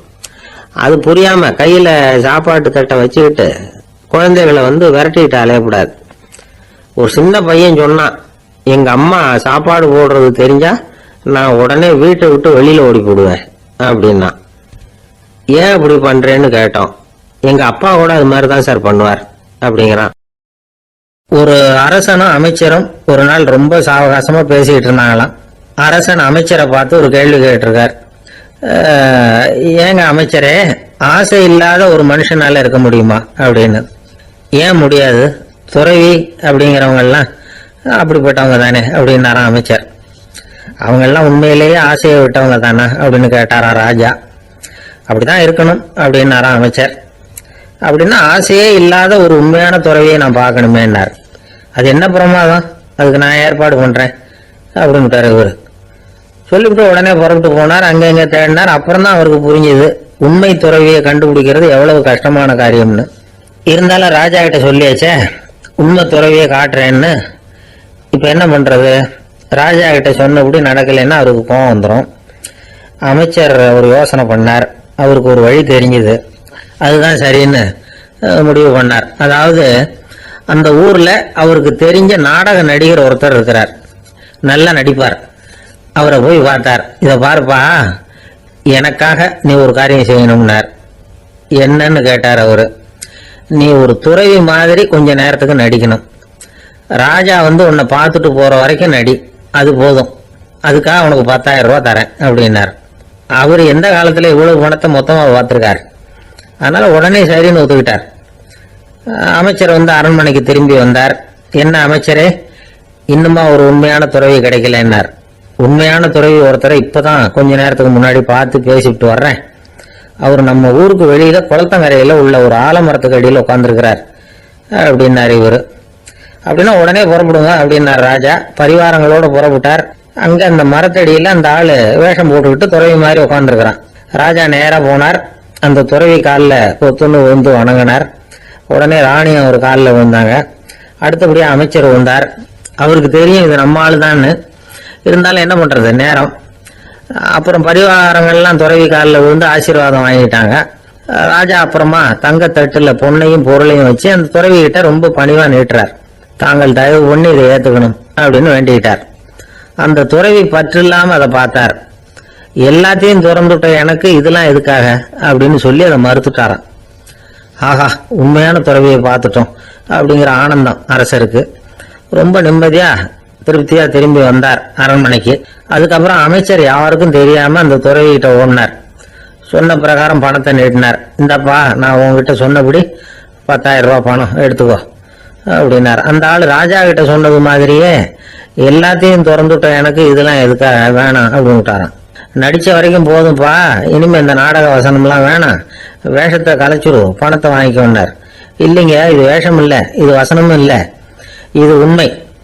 கொஞ்ச நேரம் துறவி மாதிரி நடிச்சதுக்கே இந்த தேசத்து ராஜா, ராணி, அமைச்சர், பரிவாரங்கள் எல்லாம் என் காலில் விழுந்து வணங்குறாங்க. அப்படின்னா உண்மையான துறவியா இருக்கிறது எவ்வளவு பெருமையான விஷயம். நான் உண்மையான துறவியா ஆக போறேன், அப்படி முடிவும் பண்ணிட்டேன் அப்படின்னார் அந்த நடிகர். வேஷம் கூட எப்படிப்பட்ட விளைவுகளை உண்டு பண்ணுது பாத்தீங்களா. நம்மால் ஒருத்தன் ரொம்ப வசதியா தான் இருந்தான். ஒரு நாள் அவன் சொத்து பூரா திருட்டு போட்டுது. அதுக்கப்புறம் இவன் துறவி மாதிரி ஆயிட்டான். ஊர் ஊரா சுத்தினான். ஒரு குருநாதரை தேடி கண்டுபிடிச்சான். அவர்கிட்ட சீடனா சேர்ந்துக்கிட்டான். அவனை பார்த்து ஒருத்தர் கேட்டார், நீ உண்மையான சீடன் தானான்னு. இல்லைங்க, சீடன் மாதிரி நடிச்சுக்கிட்டு இருக்கிறேன் அப்படின்னா. அது குரு துரோகம் இல்லையா அப்படின்னு கேட்டார் அவர். இல்லைங்க, நான் பண்ணது குரு துரோகம் இல்லை, என் குரு பண்ணதுதான் துரோகம். என்னுடைய பணத்தை கொள்ளையடிச்சது இவர் தான். அதை எங்க வச்சிருக்காருன்னு கண்டுபிடிக்கிறதுக்காக தான் இவர்கிட்ட வந்து சீடனா சேர்ந்திருக்கிறேன் அப்படின்னானா. ஒருத்தர் ரொம்ப அவசரமா வந்தார். சார், மனுஷன் நிம்மதியா இருக்கிறதுக்கு என்ன வழின்னு கேட்டார். சீக்கிரமா ஒரு கல்யாணத்தை பண்ணீங்க, எல்லாம் சரியா போடும் அப்படின்னோம். அவர் ஒரு மாதிரியா பார்த்தார். ஏற்கனவே எனக்கு கல்யாணம் ஆயிட்டுது சார், அதனால தானே நிம்மதியா இருக்கிறதுக்கு வழி கேட்கிறேன் அப்படின்னார். சரி, இவர் ஒரு மாதிரியான கேஸ் அப்படின்னு நினைச்சுக்கிட்டு நம்ம கிட்ட இருந்த ஒரு சின்ன புத்தகத்தை அவர்கிட்ட தூக்கி கொடுத்தோம். இதை படிச்சு பாருங்கன்னு. கல்யாணத்துக்கு பிறகும் சந்தோஷமா இருக்கிறதுக்கு என்ன வழி அப்படிங்கிற கேள்விக்கு அந்த புத்தகத்துல விளக்கம் இருந்தது. கணவன் மனைவிக்குள்ள சிக்கல் வராம இருக்கிறதுக்கு அதுல சில வழிகளை சொல்லி கொடுத்துருக்குறாங்க. அதெல்லாம் என்னென்ன அப்படிங்கறத இப்ப பாக்கலாமா. குடும்பம்னு இருந்தா கோபம் வரதான் செய்யும். அது வந்துட்டு போட்டும் பரவாயில்ல. ஆனா அந்த கோபம் ஒரே நேரத்துல 2 பேருக்கும் வந்துடாம பாத்துக்கணும். ஒரு சமயத்துல யாராவது ஒருத்தர் தான் கோபப்படணும், அடுத்தவங்க அமைதியா இருக்கணும். அதுக்கப்புறம் இவர் அமைதியான உடனே அவங்க ஆரம்பிச்சுக்கலாம். கோபமா ஏதாவது சொன்னா உடனே கோபமா பதில் சொல்லக்கூடாது. கொஞ்சம் பொறுத்து கோபம் தீர்ந்த உடனே அந்த பதில சொல்லலாம். அப்போ பதில் கோபமா இருந்தா கூட அது அவனுக்கு பெருசா தெரியாது. அற்ப விஷயத்துக்கெல்லாம் காய்ச்சி மூச்சுன்னு கத்திட்டு இருக்க கூடாது. உங்க 2 பேருக்குள்ள ஒரு தர்க்கம் ஆரம்பம் ஆயிட்டுதுன்னு வச்சுக்கோங்க. கடுமையா 2 பேரும் விவாதம் பண்றீங்க. உங்கள ஒருத்தர் இதுல ஜெயிக்கணும்னா அது நீங்களா இருக்க வேணாம், அடுத்தவங்க ஜெயிக்கிறதுக்கு நீங்க துணையா இருங்களேன். அப்படின்னா நீங்க கொஞ்சம் விட்டு கொடுக்கணும், அவ்வளவுதான். ஏதாவது குத்தம் சொல்லணுமா, செஞ்ச தப்ப சுட்டி காட்டணுமா, விமர்சனம் பண்ணணுமா, பண்ணுங்க, வேணான்னு சொல்லல. ஆனா சொன்னது அப்படி சொல்றது கொஞ்சம் அன்பா இதமா சொல்லுங்க. எப்போ நடந்த தவறுகளை எல்லாம் இப்போ போய் மறுபடியும் ஞாபகப்படுத்திட்டு இருக்க வேண்டாம். நான் அப்பவே சொன்னேன் இந்த புடவை வேணாம்னு, நீங்க தான் கேட்கல, இப்ப பாருங்க கிழிஞ்சு போச்சு இப்படின்னு கத்துனாங்க ஒரு அம்மா. எப்போ சொன்னீங்கன்னு கேட்டா ஒரு 10 வருஷத்துக்கு முன்னாடி தீபாவளி சமயத்துல அப்படிங்கிறாங்க. அது என்ன இன்னும் அப்படியே புதுசாகவே இருக்கும்? உங்களுக்கு அவரு தான் பெருசு, அவருக்கு நீங்க தான் பெருசு. அதை விட இந்த உலகத்துல வேற எதுவும் முக்கியம் இல்லைன்னு நினைக்கணும். நீ தான் என்னுடைய உலகம்னு எத்தனை தடவை சொல்லியிருப்பீங்க. அதெல்லாம் வெறும் வசனமா போயிடக்கூடாது. ஏதாவது ஒரு பிரச்சனையை பத்தி கடுமையா விவாதம் பண்ணிட்டு இருக்கீங்க, அதை அப்படியே பாதியில விட்டுட்டு படுக்கைக்கு போயிடக்கூடாது. சுச்சத்தை நாளைக்கு பேசிக்கலாம்னு. அப்படி போனா தூக்கம் வராது. பிரச்சனையை ஒரு முடிவு பண்ணிக்கிட்டு அதுக்கப்புறமா தூங்க போகணும். ஒரு நாள்ல ஒரு தடவையாவது உங்க ஜோடியை பாராட்டி நல்ல விதமா கனிவா ஒரு வார்த்தை சொல்லணும் அப்படின்னு தீர்மானம் பண்ணீங்க. ஏதாவது தப்பு பண்ணிவிட்டீங்கன்னா பரவாயில்ல, அதை ஒத்துக்கிறதுக்கும் மன்னிப்பு கேட்கறதுக்கும் தயாரா இருக்கணும். அது ஒன்றும் கேவலம் கிடையாது. வீட்டுக்குள்ள தானே கேட்க போறீங்க, வெளியில யாருக்கு தெரிய போதும். எப்படியோ உங்களுக்குள்ள ஒரு சமரசம் ஆனா சரிதான். ஒரு தகராறுன்னு எடுத்துக்கிட்டா குறைஞ்சபட்சம் அதுக்கு 2 பேர் தேவை. தனியாவே உட்காந்துக்கிட்டு நான் இப்ப தகராறு பண்ணிட்டு இருக்கிறேன் அப்படின்னு யாரும் சொல்ல முடியாது. 2 பேர் தகராறு பண்றாங்கன்னா பொதுவா அந்த 2 பேர்ல யாரு அதிகமா பேசுறாங்களோ அவங்க பேர்ல தான் தப்பு இருக்கும். அதை மனசுல வச்சுக்கணும். இதெல்லாம் தான் அந்த புத்தகத்துல போட்டிருக்கிற வழிமுறைகள். இவ்வளவும் சரியா வரலன்னா அப்புறமா சொல்லுங்க, வேற புத்தகம் ஏதாவது இருக்கான்னு தேடுவோம். ஒரு கணவன் தன்னுடைய மனைவியை அழைச்சிட்டு ஒரு மனோதத்துவ டாக்டர் கிட்ட வந்தாரா. டாக்டர், எங்களுக்கு கல்யாணம் ஆகி 30 வருஷ காலமா நாங்க ஒரு விஷயத்துல கூட ஒத்து போனதில்லை அப்படின்னு ஆரம்பிச்சார். உடனே அந்த அம்மா குறுக்கிட்டு, அது 30 வருஷம் இல்ல 32 வருஷம் அப்படின்னாங்களாம். அவர் ஒரு நாள் வீட்டு திண்ணையில உட்காந்துருந்தாராம். அப்போ தெருவில் ஒரு பிச்சைக்காரன் அந்த வழியா வந்திருக்கிறான். பிச்சை கேட்டிருக்கான். அந்த சமயத்துல தர்மர் வேற ஏதோ வேலையா இருந்திருக்கிறார். அதனால பிச்சைக்காரனை பார்த்து நாளைக்கு வா அப்படின்னு சொல்லிவிட்டார். அவனும் சரின்னு சொல்லிட்டு போயிட்டான். பீமன் இத பார்த்துக்கிட்டு இருந்தான். உடனே அவன் என்ன செஞ்சான் தெரியுமா, ஒரு முரசை எடுத்துக்கிட்டு கிராமத்தை நோக்கி ஓடனான். முரசை அடிச்சுக்கிட்டு ஏதோ சொல்ல ஆரம்பிச்சுட்டான். தர்மருக்கும் இது தெரிய வந்தது. அவருக்கு ஒன்றும் புரியல. என்னாச்சு உனக்குன்னு கேட்டார். பீமன் சொன்னான், நான் கிராம மக்களுக்கு ஒரு செய்தியை தெரிவிக்க போறேன் அப்படின்னா. என்ன செய்தின்னார். எங்க அண்ணன் காலத்தை வென்றுட்டார் அப்படிங்கிற செய்தியை சொல்ல போறேன்னா. நான் காலத்தை ஜெயிச்சுட்டேனா, எதனால அப்படி சொல்ற அப்படின்னு கேட்டார். நீங்க பிச்சைக்காரனை நாளைக்கு வர சொன்னீங்களே, அதனாலதான் அப்படின்னா. அதனால என்னன்னார். நீங்க அவனை நாளைக்கு வான்னு சொன்னீங்க, நீங்க நிச்சயமா நாளைக்கு இருப்பீங்களா? அந்த பிச்சைக்காரனை நாளைக்கு உயிரோட இருப்பானா? நாளைக்கு நீங்க இருந்தாலும் பிச்சை போடக்கூடிய மனோபாவம் உங்களுக்கு இருக்குமா? பிச்சை நிச்சயம் போடுவீங்களா? நாளைக்கு வரைக்கும் அவன் பிச்சைக்காரனாவே இருப்பாங்கிறது என்ன நிச்சயம்? நாளைக்கு உங்க சந்திப்பு நிச்சயம் நடக்குமா? அதனாலதான் நீங்க காலத்தை ஜெயிச்சுட்டீங்க அப்படின்னு சொல்லி அவ்வளவு நிச்சயமா நான் முடிவு பண்ணிவிட்டேன். அப்படி நீங்க நினைச்சதுனாலதான் அவனை நாளைக்கு வர சொல்லியிருக்கிறீங்க. இது எவ்வளவு பெரிய விஷயம். இதை மற்றவங்களுக்கு சொல்லாம இருக்கலாமா? நேரம் ஆயிட்டது, நான் உடனே ஊருக்குள்ள போய் இதை சொல்லணும். தாமதிக்க முடியாது. ஏன்னா இந்த நேரம் கடந்துட்டுதுன்னா அடுத்த நாழிகை எனக்கு கிடைக்கும்ங்கிறது நிச்சயம் இல்லை அப்படின்னு பீமன் சொல்லி முடிச்சுட்டு புறப்படுறதுக்கு தயாரானான். தர்மர் அவசரமா குறுக்கிட்டார். தம்பி, கொஞ்சம் பொறு, நான் தவறு பண்ணிட்டேன். பரிபூர்ண சுதந்திரம் பெற்ற மனிதன் தான் அப்படி பேச முடியும், அப்படி வாக்குறுதி தர முடியும். அந்த பிச்சைக்காரனை இப்பவே கூப்பிடு, ஏதாவது உடனே கொடுத்து அனுப்பி வச்சு விடுறேன். நாளைக்கு என்ன நடக்கும்ங்கிறது யாருக்கு தெரியும் அப்படின்னார். இந்த கதையிலிருந்து நாம உணர்ந்து கொள்ள வேண்டிய உண்மை என்ன தெரியுமா? நிகழ்காலம் ஒண்ணுதான் நம்ம கையில் இருக்கிறது. அதை தவற விடாமல் சரியா பயன்படுத்திக்கணும். கடந்த காலம்ங்கிறது திரும்பி வர போறதில்லை. எதிர்காலம்ங்கிறது இப்ப நம்ம கிட்ட கிடையாது. அதனால நிகழ்காலத்தை தான் நாம பயன்படுத்திக்க முடியும். ஒரு ஊர்ல ஒரு சோதிடர் இருந்தார். அவர் எதிர்காலத்தை பத்தி அதிகமா சொல்லிட்டு இருப்பார். அவருடைய சோதிடத்தை எப்படியாவது பொய்யாக்கி போடணும் அப்படின்னு சொல்லி 2 இளைஞர்கள் தீர்மானம் பண்ணிட்டாங்க. அதுக்காக ஒரு திட்டம் போட்டாங்க. அது குளிர்காலம். ஒரு இளைஞன் பெரிய கோட்டு ஒண்ணு சட்டைக்கு மேல போட்டுக்கிட்டான். அந்த மேல் கோட்டுக்குள்ள ஒரு புறாவை மறைச்சு வச்சுக்கிட்டான். 2 பேரும் அந்த சோதிடர் வீட்டுக்கு போறாங்க. அவரை பார்த்தாங்க. இத பாருங்க, இந்த கோட்டுக்குள்ள ஒரு புறாவை மறைச்சு வச்சிருக்கிறோம். அந்த புறா இப்போ உயிரோட இருக்கா, இறந்து போச்சா, இதை நீங்க சொல்லணும். சரியா சொல்லிவிட்டா உங்க ஜோசியத்தை நம்புறோம் அப்படின்னாங்க. இவங்க மனசுக்குள்ள என்ன திட்டம்னா, புறா உயிரோட இருக்குன்னு அவர் சொல்லிவிட்டாருன்னா அப்படியே கையால் அமைக்க அதை கொண்டு விட வேண்டியது. புறா உயிரோட இல்லைன்னு சொல்லிவிட்டாருன்னா அப்படியே உயிரோட எடுத்து காட்டிக்கு விட வேண்டியது. இதுதான் அந்த இளைஞர்களோட திட்டம். அவர் என்ன பதில் சொன்னாலும் அவர் சொல்றது பொய்ன்னு நிரூபணம் பண்ணிவிடலாம்ல. இதுதான் அவங்க நம்பிக்கை. இந்த சோதிடர் எல்லா வகையிலையும் தப்பிக்க முடியாதுன்னு அவங்க நம்பினாங்க. ஆனா அந்த சோதிடர் சொன்ன பதில் இவங்களை திகைக்க வச்சுட்டுது. அவர் என்ன சொன்னார் தெரியுமா? உங்க கோட்டுக்குள்ள இருக்கிற புறா உயிரோட இருக்கா செத்து போச்சா அப்படின்னு தானே கேக்குறீங்க. அது உங்க கையில இருக்கு. அது சாகவும் இல்லை, உயிரோடவும் இல்லை. அந்த பறவையின் வாழ்வும் சாவும் உங்க கையில தான் இருக்குன்னார். இவங்க தோல்வியை ஒத்துக்கிட்டாங்க. இந்த கதையை நமக்கு ஒரு உண்மையை உணர்த்துது. இன்றைய இளைஞர்கள் எதிர்காலம்ங்கிற பறவையை தங்களுக்குள்ள வச்சிருக்கிறாங்க. அந்த பறவையின் வாழ்வும் தாழ்வும் அவங்க கையில தான் இருக்கு. நமது வாழ்க்கைங்கிறது நமது கையில. நாம நல்லா இருக்கிறதும் இல்லாம போறதும் நாம தான் காரணம். ஒரு பூங்கா, அங்க ஒருத்தர் நின்றுட்டு இருக்கிறார். நின்றுகிட்டே ஏதோ ஆழ்ந்த யோசனையில இருக்கிறார். அந்த பக்கமா இன்னொருத்தர் வந்தார். இவரை கவனிச்சார். என்ன யோசனைன்னு கேட்டார். எப்படி எழுந்திருக்கிறதுன்னு யோசனை பண்ணிட்டு இருக்கிறேன்னாரு அவர். கேட்டவருக்கு ஒரு மாதிரி ஆயிட்டது. ஏற்கனவே நின்றுகிட்டு இருக்கிற ஒருத்தர் எப்படி எழுந்திருச்சு நிக்கிறதுன்னு யோசிக்கிறாருன்னா அது ஆச்சரியம் தானே. அதுக்கப்புறம் இவர் யோசிக்க ஆரம்பிச்சார். என்ன இவர் இப்படி பேசுறாரு அப்படின்னு. கீழே விழுந்தாதானே எழுந்திருச்சு நிக்க முடியும். அதனால எழுந்திருக்கணும்னு நினைக்கிறவங்க முதல்ல கீழே விழணும். இவர் முதல்ல கீழே விழணும், அதுக்கப்புறம் தான் எழுந்திருக்கிறது எப்படின்னு சிந்திக்க முடியும். இந்த உலகத்துல எல்லாருமே கீழே விழுந்து எழுந்தவர்கள் தான். இப்போ இந்த குழந்தை பருவத்துல கீழே விழாம நடைபயில கற்றுக்கிட்டவங்க யாராவது உண்டா?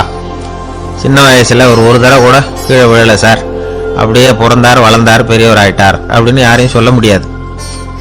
அதனால மனுஷங்கிறவன் விழுந்து புரண்டு எழுந்துதான் நடக்க கத்துக்கிறான்.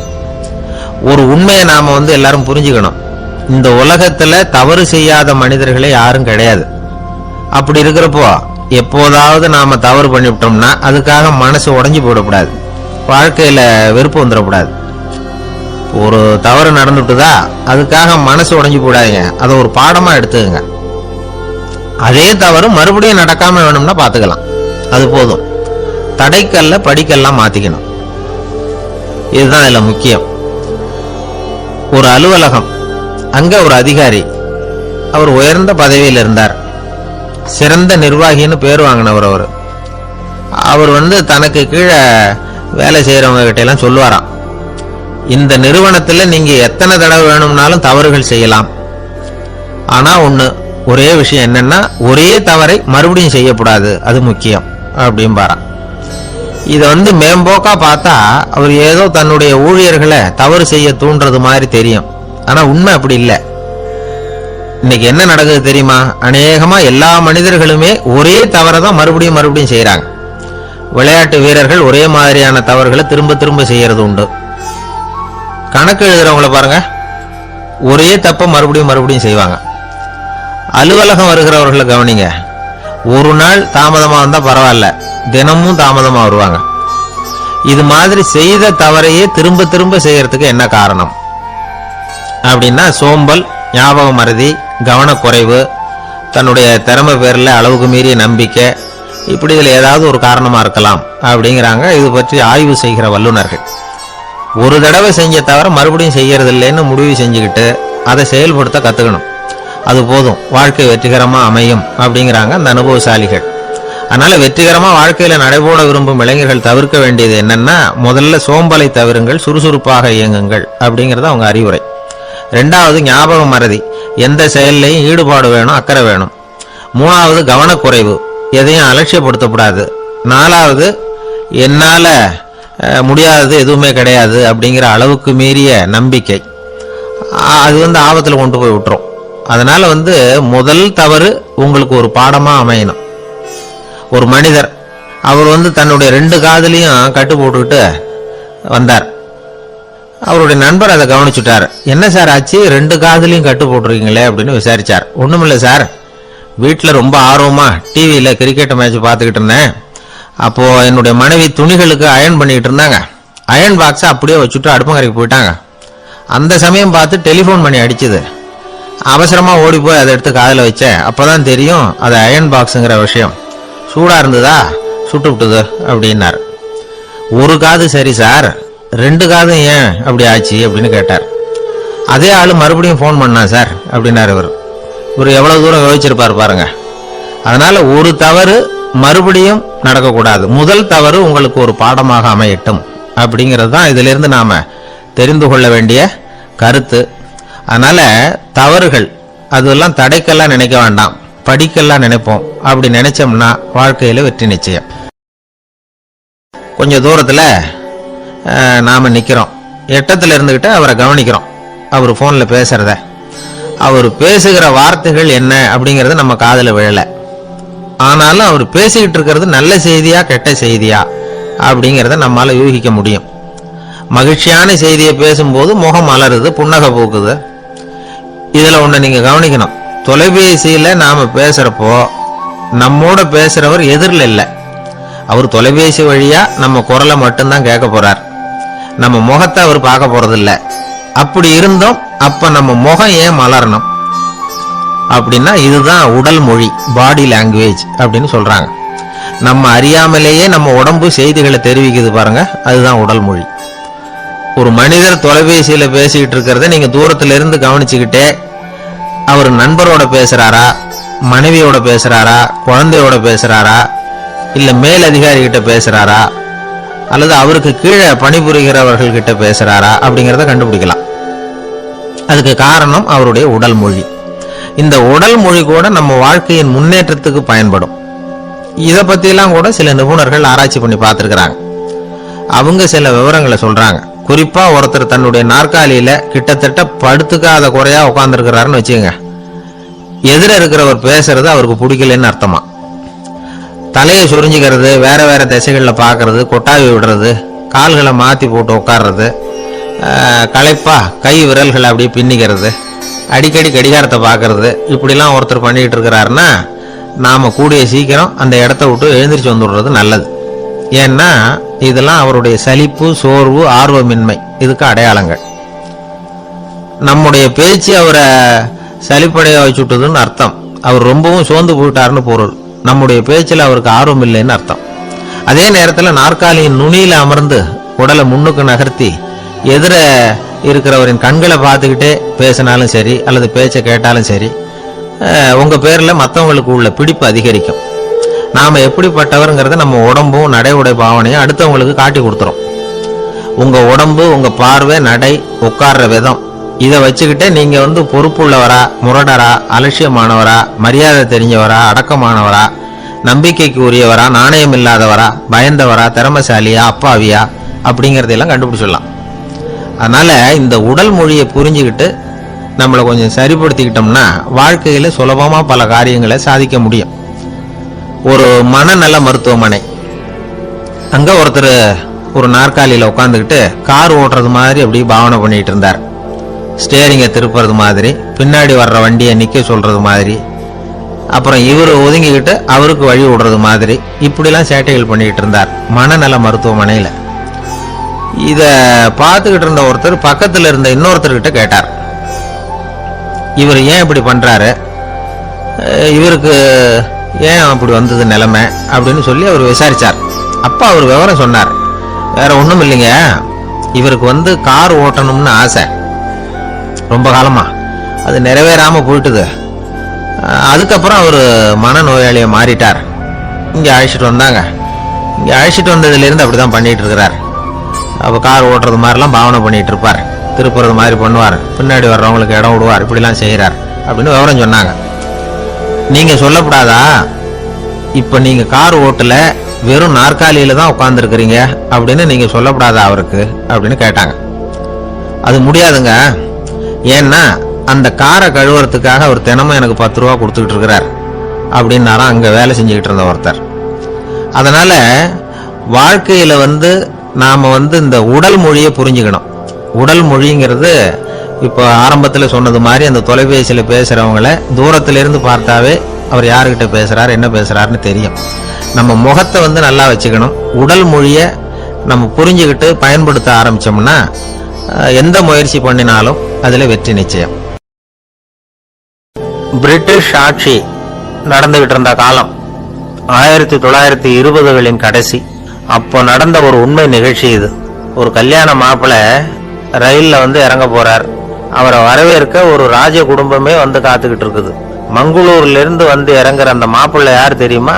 ஒரு நாய். உண்மைதான், அந்த நாய்க்கு தான் கல்யாணம். சுதேசி சமஸ்தானத்து மன்னர்கள்ல ஒருத்தர் ஜூனாகட் மகாராஜா, அவரோட வளர்ப்பு நாய் ரோஷனாரா, அதுக்கு கல்யாணம் பண்ணி வைக்கணும்னு ஆசைப்பட்டார். மாப்பிள்ளை தேடினார். மங்களூர் மகாராஜாவோட வளர்ப்பு நாய் ஒன்று இருந்தது, பேரு பாபி. இது ரெண்டுக்கும் கல்யாணம் நடத்த முடிவு பண்ணார். திருமணத்துக்கு வேண்டிய எல்லா ஏற்பாடுகளையும் பண்ணுங்க அப்படின்னு உத்தரவு போட்டார். ஆயிரக்கணக்கான அழைப்புதழ்கள், பல சமஸ்தான மன்னர்கள், ஜமீன்தார்கள், பிரிட்டிஷ் அதிகாரிகள், பெரிய பணக்காரங்க, இப்படி நிறைய பேருக்கு அழைப்புதழ்கள் அனுப்பி வச்சாங்க. பத்திரிகையை பார்த்தவங்க எல்லாம் திகைச்சு போயிட்டாங்களாம்.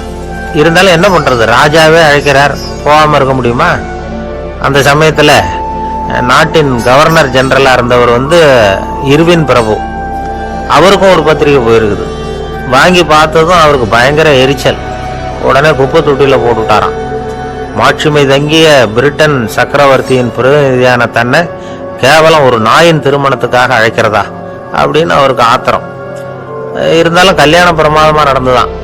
கல்யாணத்தன்னைக்கு பொண்ணுக்கு ஸ்பெஷல் குளியல், தண்ணீருக்கு பதிலாக வாசனை திரவியங்கள், பன்னீர், குளிச்சதுக்கு அப்புறம் அலங்காரம், வைர மாலை, முத்து மாலை, ஏகப்பட்ட அலங்காரம்.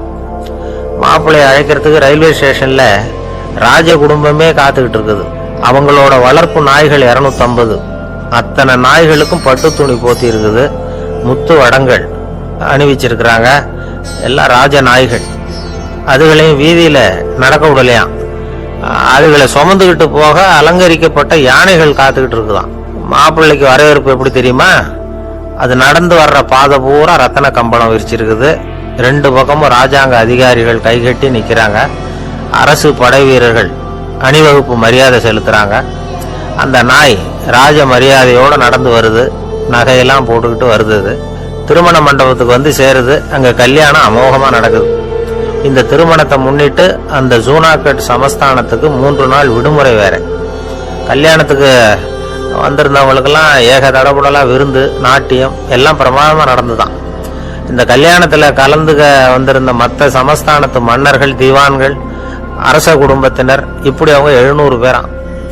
அவங்க வந்து போறதுக்காக விசேஷ ரயில்கள்லாம் வேற விட்டுருக்காங்க. கல்யாணம் முடிஞ்சதும் அந்த நாய் தம்பதிகளோட பெரிய பெரிய மன்னர்கள்லாம் ஒன்னா உட்காந்து சாப்பிட்டாங்களாம். ஏர் கண்டிஷன் அறையில் அந்த தம்பதிகள் கொஞ்ச காலம் வாழ்ந்துருக்கிறாங்க. கொஞ்ச நாள்ல மாப்பிள்ளைக்கு மரியாதை குறைய ஆரம்பிச்சுட்டுது. வெளியில துரத்தி விட்டாங்களாம். அந்த பெண் நாய் மட்டும் ராஜ போகங்களை அனுபவிச்சு வந்துதான். இந்த கல்யாணத்தை பார்த்துட்டு தொடர்ந்து மற்ற சமஸ்தானத்து மன்னர்களும் நாய் திருமணங்கள் நடத்த ஆரம்பிச்சுட்டாங்களாம். இது உண்மையில நடந்திருக்குது. இப்படி அது இருக்கட்டும். இப்ப நம்ம கதைக்கு வருவோம். ஒரு ராஜாவுக்கு ரொம்ப நாள் கழிச்சு ஒரு குழந்தை பிறந்துதான். அரண்மனை ஜோசியரை கூப்பிட்டுருக்கார் ராஜா. ஜோசியரே, என் மகன் வருங்காலத்துல சிறந்த வாழ் வீரனா வரணும்னு ஆசைப்படுறேன், வருவானாங்கிறத கொஞ்சம் பார்த்து சொல்லுங்களேன் அப்படின்னாராம். ஜோசியர் சொன்னார், மன்னா, உங்க புள்ள வாழ் வீரனா வர்றது கஷ்டம். ஆனா அவரும் உங்களை மாதிரியே நாய்க்குட்டிகள் பேர்ல பிரியமா இருப்பார், அதுகளுக்கு கல்யாணமும் பண்ணி வைப்பார் அப்படின்னாராம். அது எப்படி கண்டுபிடிச்சிங்க அப்படின்னு கேட்டிருக்கார் ராஜா. அரசே, உங்க பிள்ளைக்கு வாழ் மேல உள்ள பிரியத்தை காட்டிலும் நாய் மேல உள்ள பிரியம் அதிகம்ங்கிறதுக்கான அறிகுறி இப்பவே தெரியுது. நல்லா கவனிச்சு பாருங்க. அவரு வாழ்ன்னு கத்துறாரு அப்படின்னாரு. கவனிச்சு பார்த்துட்டு அப்படி எனக்கு காதுல விழலையே அப்படின்னாராம் மன்னர். அதனாலதான் சொன்னேன், அவர் கத்துறது வாழ்ன்னு கத்தல, வள்ளுன்னு கத்திட்டு இருக்கார், அதனாலதான் அப்படி சொன்னேன் அப்படின்னாராம் அரண்மனை ஜோசியர். தெரியுமா? குருகுல வாசம் செஞ்சு படிக்கணும். ஆசிரியருங்கிறவர் ஆசிரமத்தில் இருப்பார். அங்க போய் அவருக்கு தொண்டுகள் செய்யணும். துணிகள்லாம் துவைச்சு போடணும். தூங்கும் போது காலை பிடிச்சி விடணும். புழுக்கமா இருந்தா விசிறி மட்டை எடுத்து விசிறணும். அப்படியே அப்பப்ப அவர் சொல்லி கொடுக்குற பாடத்தையும் கத்துக்கணும். அவர் சொல்லி கொடுக்குற பாடங்களை ஓலைச்சுவடிகள்ல எழுதிக்கணும். இதுதான் குருகுல வாசம்ங்கிறது. இப்ப மாதிரிலாம் கிடையாது. ஆக குருகுல வாசம்ங்கிறது மனசையும் பண்படுத்தும், அறிவையும் பண்படுத்தும். அப்படி ஒரு பயிற்சி அது. அந்த காலத்துல பஞ்சபாண்டவர்கள் ஒரு குருகுலத்துல படிக்க போனாங்களாம். ஏற்கனவே அங்க ஒரு 15 பேர் இருந்திருக்கிறாங்க. இவங்களையும் சேர்த்து மொத்தம் 20 பேர். எல்லாரும் ரொம்ப ஆர்வத்தோடு அங்க தங்கி படிச்சுக்கிட்டு இருக்கிறாங்க. 2 வருஷம் ஓடி போச்சு. எல்லாரும் ஊருக்கு திரும்ப வேண்டிய நேரம். ஆசிரியர் ஒவ்வொருத்தரா கூப்பிட்டார். இது வரைக்கும் என்ன கத்துக்கிட்ட அப்படின்னு கேட்டார். அவங்க தாங்கள் எழுதி வச்சிருந்ததை சொன்னாங்க, கத்துக்கிட்டதை சொன்னாங்க. அங்க படிக்க வந்தவங்க எல்லாருமே புத்திசாலிகள். அது மட்டும் இல்ல, பல பேர் அரச குடும்பத்தை சேர்ந்தவங்க, இளவரசர்களாக வேற இருக்கிறவங்க. அதனால அவங்க கிட்ட அபாரமான கல்வி அறிவை எதிர்பார்த்தார். ஒருத்தன் தான் எழுதி வச்சிருந்த சரித்திர பாடம் பூராவையும் படிச்சு காட்டினான். இன்னொருத்தன் வந்தான், தான் எழுதி வச்சிருந்த பூகோள பாடம் பூராவையும் படிச்சு காட்டினான். இப்படி ஒவ்வொருத்தரா வந்து அவங்க படிச்சது என்னங்கிறத படிச்சு காட்டிவிட்டு போனாங்க. கடைசியா தர்மர் வந்தார், பேசாம நிக்கிறார். தன் கையில் இருந்த ஓலைச்சுவடி கேட்ட அவர் பிரிக்கவே இல்லை. ஆசிரியர் இவர்கிட்ட தான் அதிகமா எதிர்பார்த்தார். ஆனா இவரும் பேசாம நின்றுட்டு இருக்கிறார். நீ என்ன கத்துக்கிட்ட சொல்லு, ஓலைச்சுவடியை பிரிச்சு படினார் அந்த முனிவர். தர்மர் அசையவே இல்லை. மெதுவா சொன்னார், ஐயா நான் கத்துக்கிட்டது ஒன்னே ஒண்ணுதான், அதுதான் வாழ்க்கையில எனக்கு ரொம்ப முக்கியமான பாடமா அமையும் அப்படின்னார்.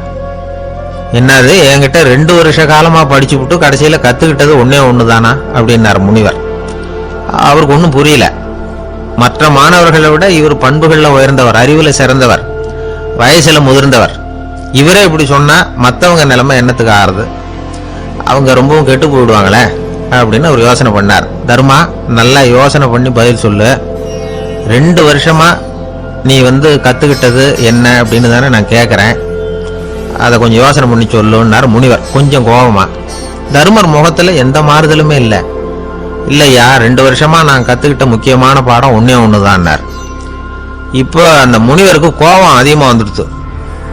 ஏன்பா உனக்கு வெக்கமா இல்லையா, உன்னை விட வயசுல குறைஞ்சவங்க எவ்வளவு பாடம் கத்துக்கிட்டு இருக்கிறாங்க, எவ்வளவு விரிவா அவங்க படிச்சு காட்டினாங்க, நீயும் கூட நிறைய குறிச்சு வச்சிருக்கிற போல இருக்க, அதை ஏன் பிரிச்சு படிக்க கூடாது அப்படின்னார். ஐயா நான் சொல்றது உங்களுக்கு ஏமாற்றமா இருந்தா என்னை மன்னிக்கணும், நான் ரொம்ப முக்கியமா கத்துக்கிட்டு இருக்கிறது ஒன்னே ஒண்ணுதான், மற்ற எதையும் சொல்றதுக்கு விரும்பலன்னார்.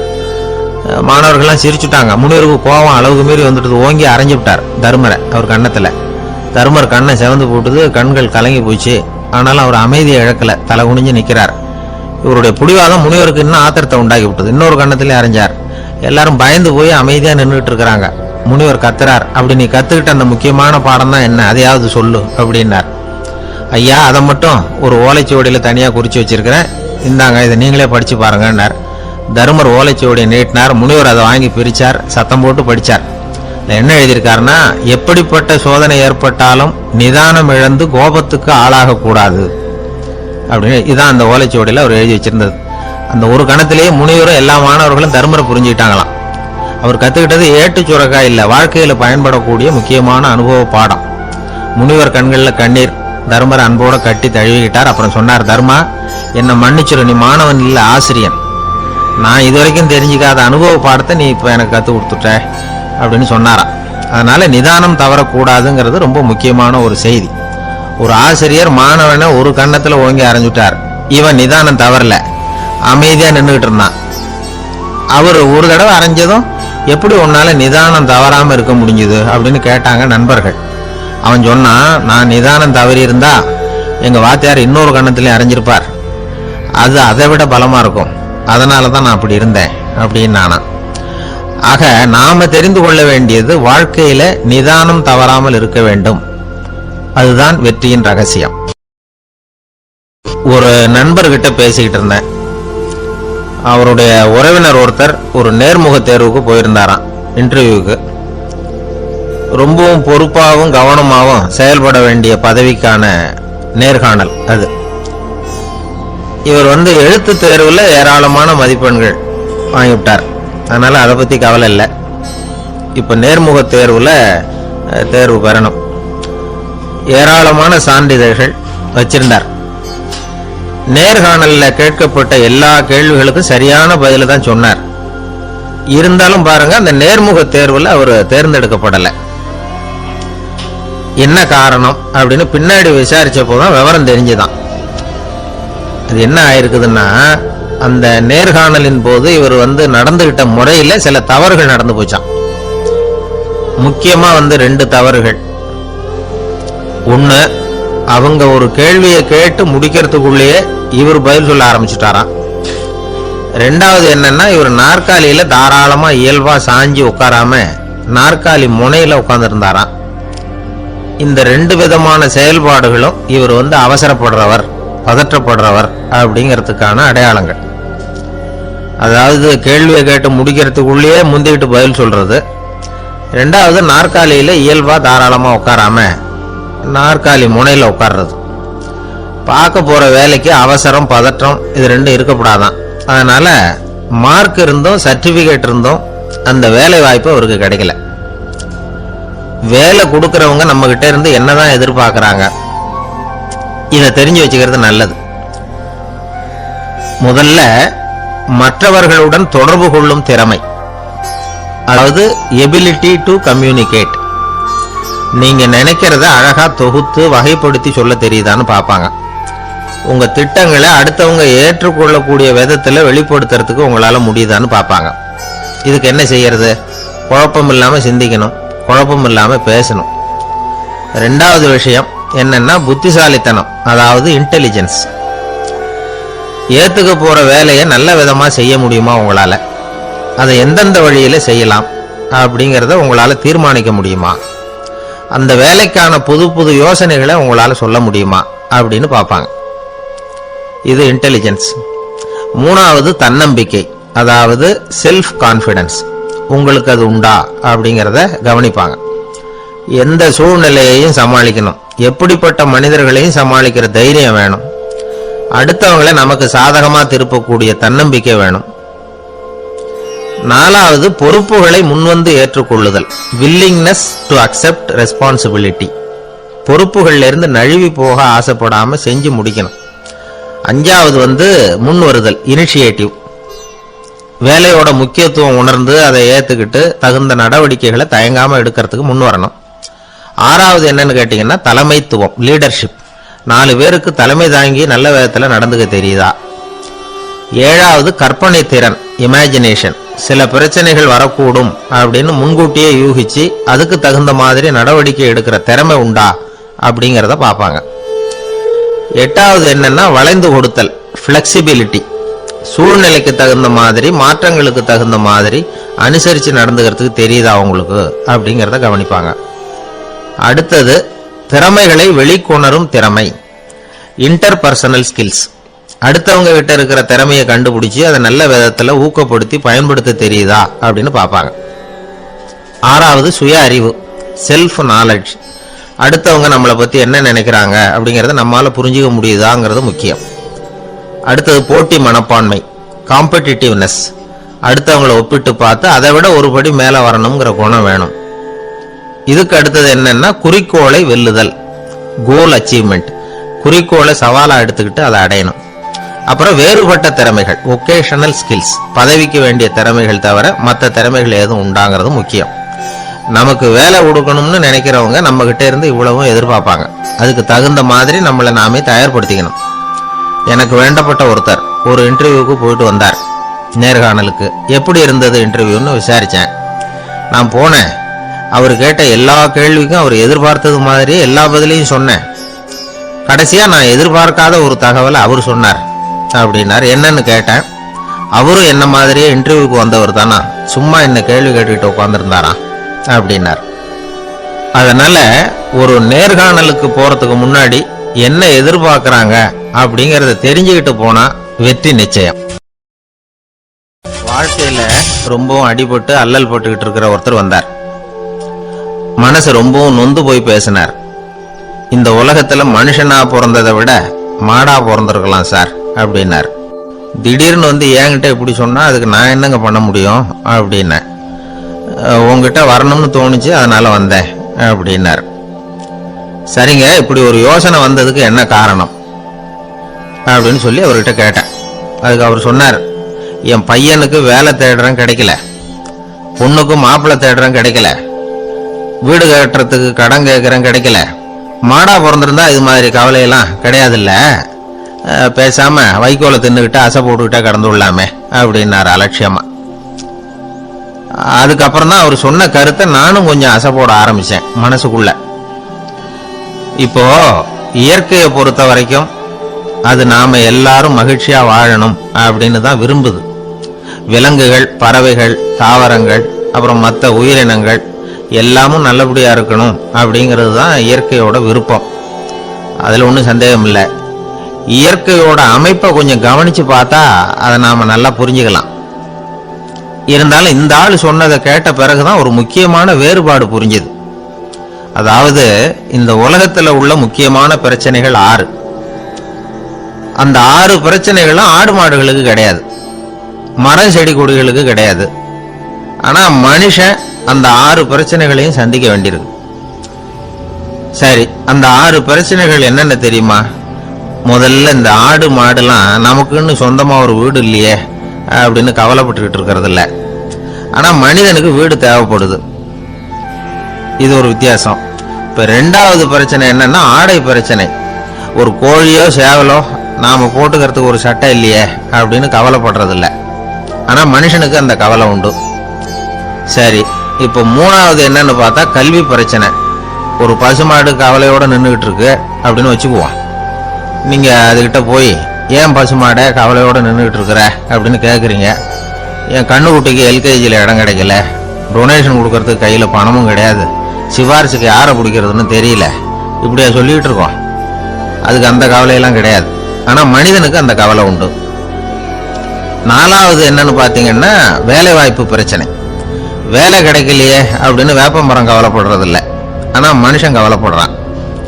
5வது என்னன்னு பார்த்தா கல்யாண பிரச்சனை.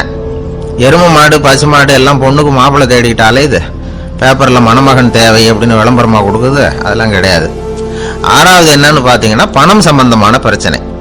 ஆடு மாடுலாம் பணத்தை சேமிக்கணும்னோ ஏதாவது நிதி நிறுவனத்தில் முதலீடு பண்ணணும்னோ நினச்சிக்கிட்டு இருக்கிறது இல்லை.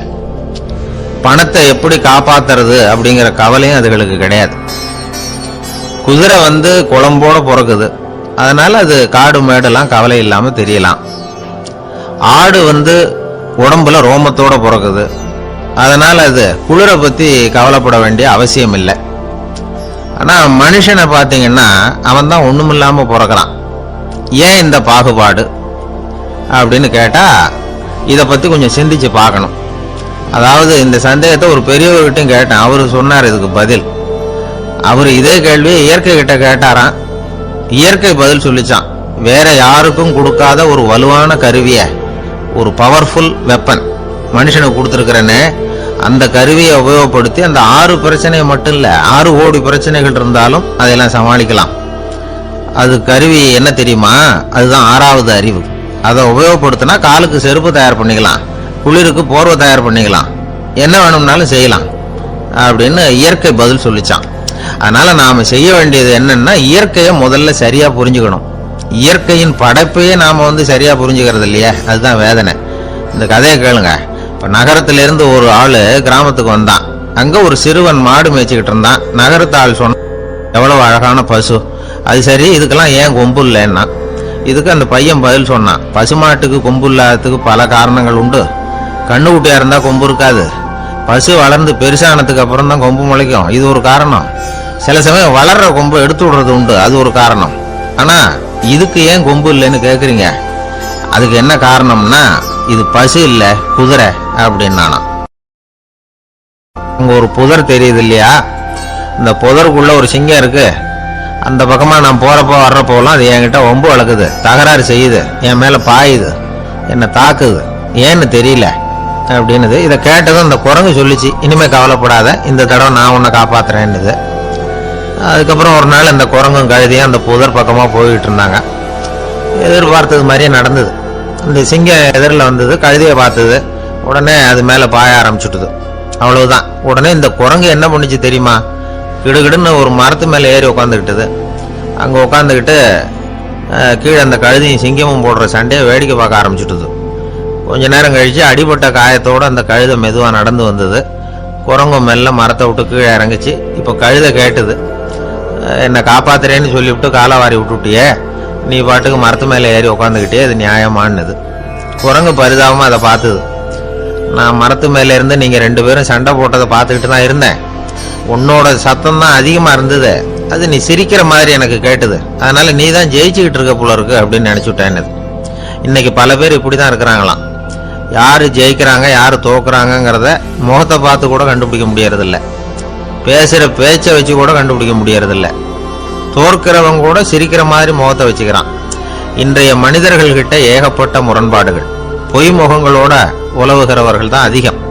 உண்மை முகம் எங்கே இருக்கு அப்படிங்கிறத புரிஞ்சுக்கிட்டு நண்பர்களை தேர்ந்தெடுக்கணும் அப்படிங்கிறது ஒரு முக்கியமான கருத்து. கடவுள் இந்த உலகத்தை படைச்சுட்டு அதுக்கப்புறமும் கொஞ்ச நாள் இங்கேயே தங்கியிருந்தாராம். அப்போதான் அவருக்கு ஒரு உண்மை புரிஞ்சுதான், இந்த உலகத்தில் தங்கி இருக்கிறது எவ்வளவு இடைஞ்சல்னு. தினமும் மனிதர்கள் தேடி ஏதாவது புகார் சொல்லிக்கிட்டே இருந்தாங்களாம். எனக்கு அது வேணும் இது வேணும்னு கேட்டுக்கிட்டே இருந்தாங்களாம். சில பேர் வந்தாங்க, நாங்கள் வந்து விவசாயம் பண்ணுறோம், தண்ணி இல்லாமல் பயிர் காயுது, எங்களுக்கு மழை வேணும் அப்படின்னாங்க. அவங்க போனதும் அதுக்கப்புறம் சில பேர் வந்தாங்க, நாங்கள் வந்து மண்பானை செய்கிறவங்க, நிறைய பானை செஞ்சு வச்சுருக்குறோம், மழை பெஞ்சால் எல்லாம் கரைஞ்சி வீணாக போயிடும், அதனால் இன்றைக்கி மழை பெய்யக்கூடாதுன்னாங்க. கடவுள் பார்த்தார், அவருக்கு என்ன பண்ணுறதுன்னே தெரியல, ஏகப்பட்ட குழப்பம், தலையை பிச்சுக்கலாம் போல இருந்தது, கிட்டத்தட்ட பைத்தியம் பிடிக்கிற அளவுக்கு ஆயிட்டுது.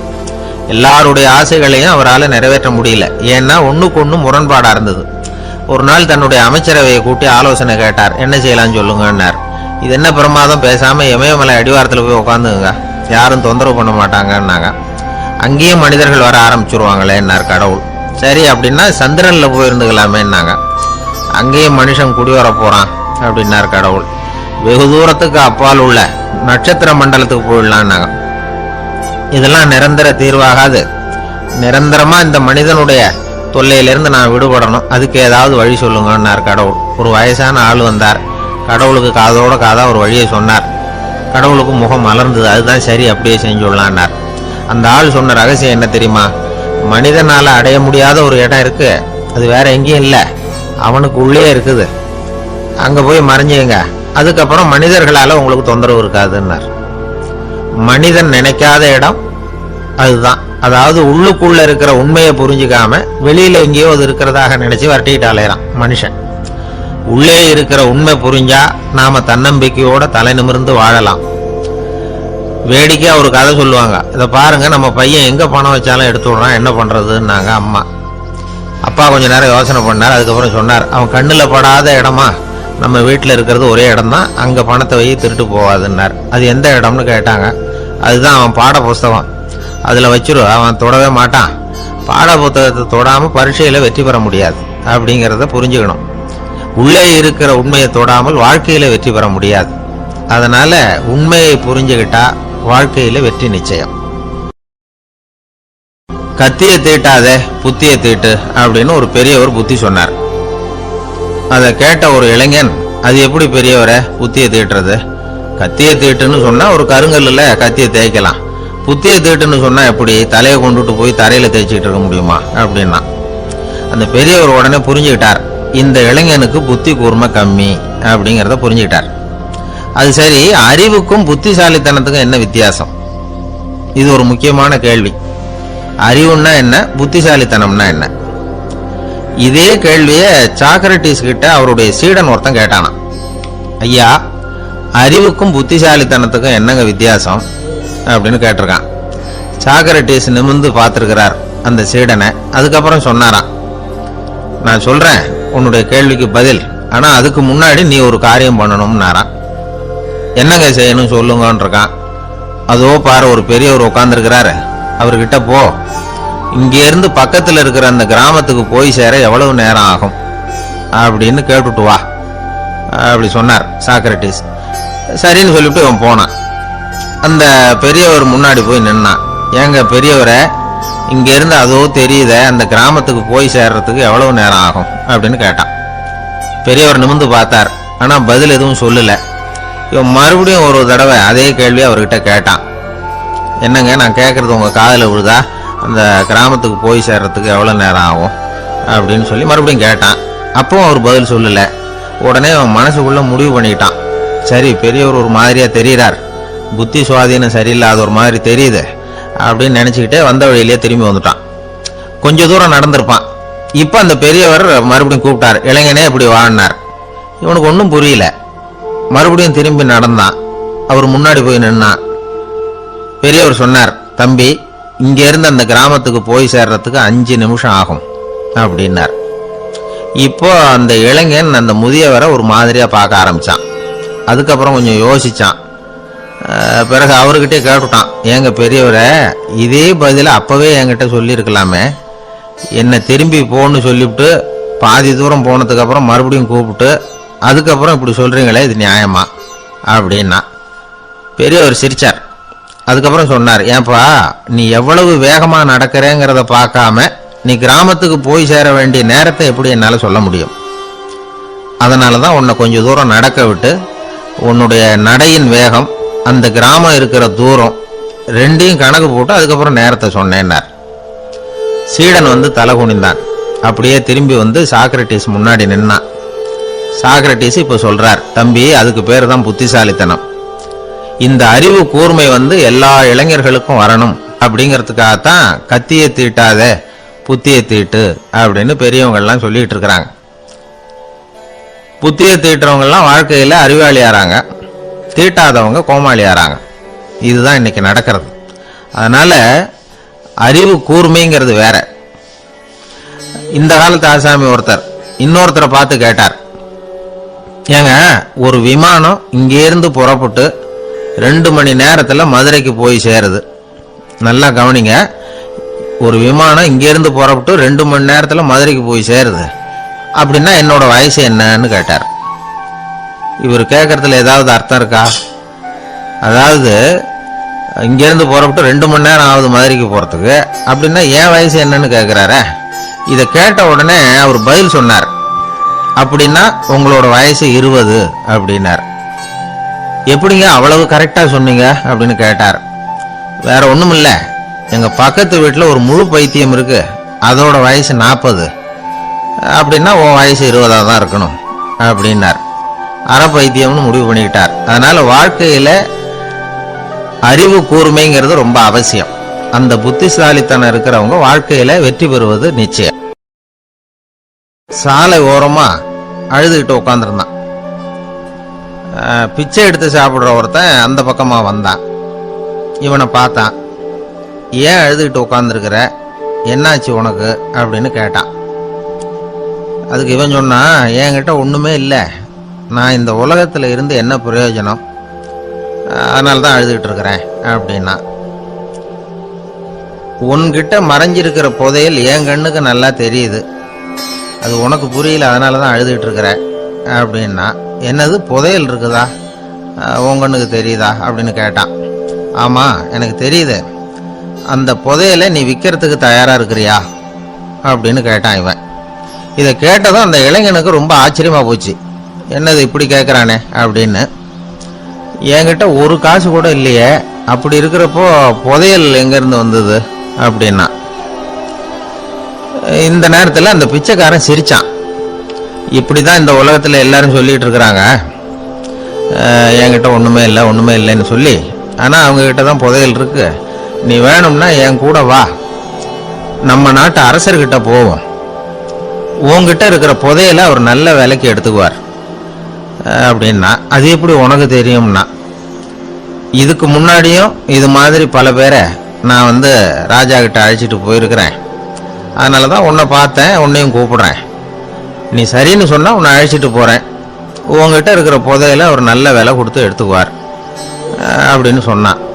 இவன் இப்படி சொல்றதும் அந்த இளைஞனுக்கு ஒண்ணுமே புரியல.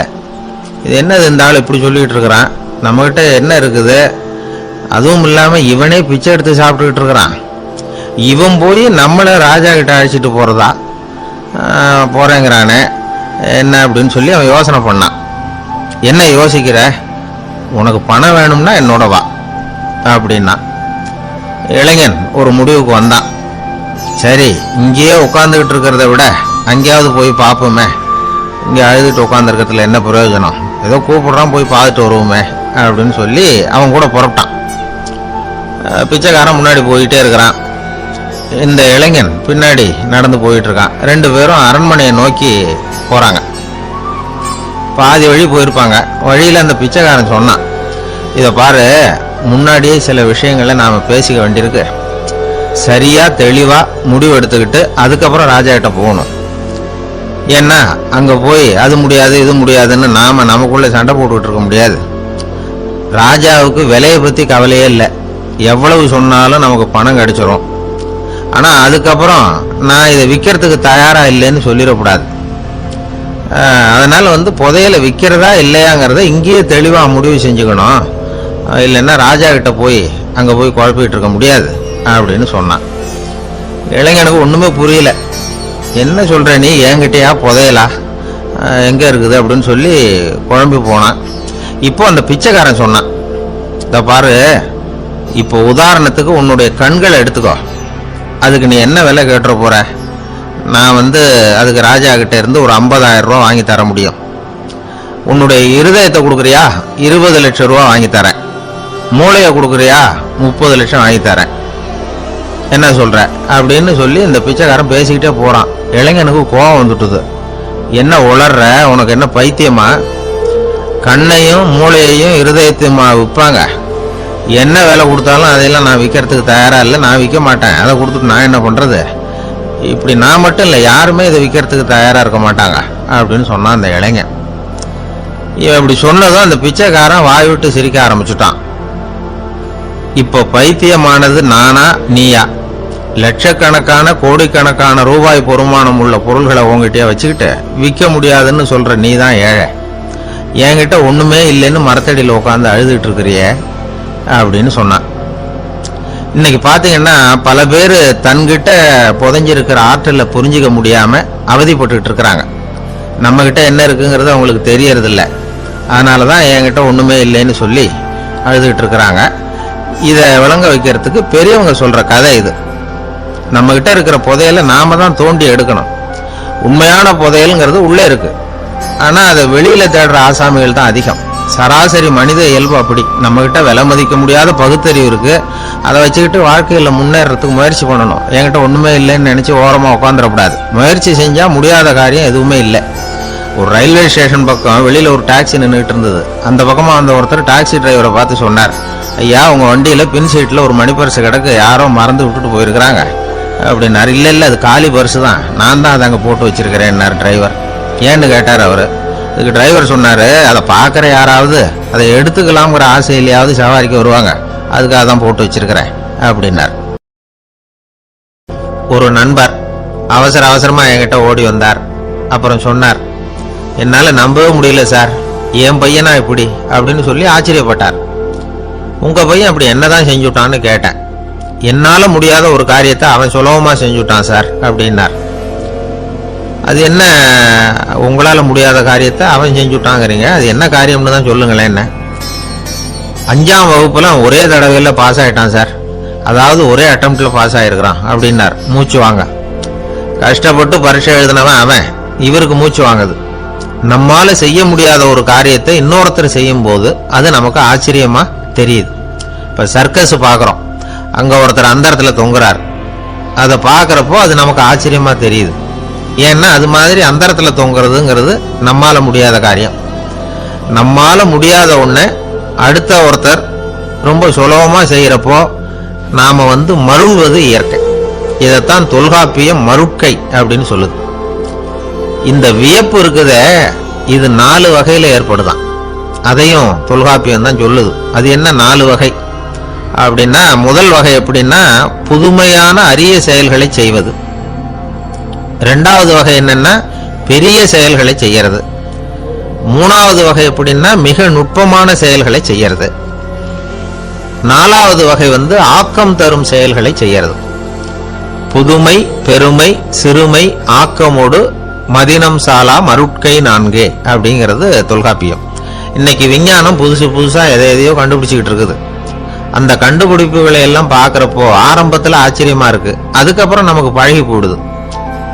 வானொலி பெட்டி புதுசா வந்தப்போ அதை சுற்றி எவ்வளவு கும்பல், ஒரு பெட்டி பேசுது அப்படிங்கிறது எவ்வளவு வியப்புக்குரிய விஷயம். இப்ப யாரும் வானொலி பெட்டியை ரொம்ப ஆச்சரியத்தோட பாக்குறது இல்ல. வச்சிருந்தாதான் ஆச்சரியமா பார்ப்பாங்க சில பேர். இந்த காலத்துல எப்படி வச்சிருக்கிறாரேன்னு சொல்லி மாறா அதை அலட்சியமாவும் பார்க்க ஆரம்பிச்சுட்டாங்க. மதினம் சாலா மருட்கை அப்படின்னு ஒரு சொற்றொடர் வருது பாருங்க, அதுல கருத்தாழம் உண்டு. எதை பத்தியும் போதுமான அளவு புரிஞ்சிக்காதப்போ ஒருத்தர் ஆச்சரியப்படுறார். புரிஞ்சுக்கிட்டதுக்கு அப்புறம் ஆச்சரியம் மறைஞ்சு போடுது. மிக நுட்பமான செயல்களும் நம்மளை ஆச்சரியப்பட வைக்குது. ஒரு அரிசியில ஒரு திருக்குறளை எழுதி காட்டுறாங்க, ஒரு முட்டை ஓட்டுக்குள்ள ஓவியம் தீட்டி காட்டுறாங்க. கருங்கல் சிற்பங்கள்ல எவ்வளவு நுட்பமான வேலைப்பாடுகள், அதையெல்லாம் பார்த்து ஆச்சரியப்படுறோம். இது மாதிரியே ஆக்கப்பூர்வமான செயல்களும் நம்மளை வியப்பில் ஆழ்த்தும்.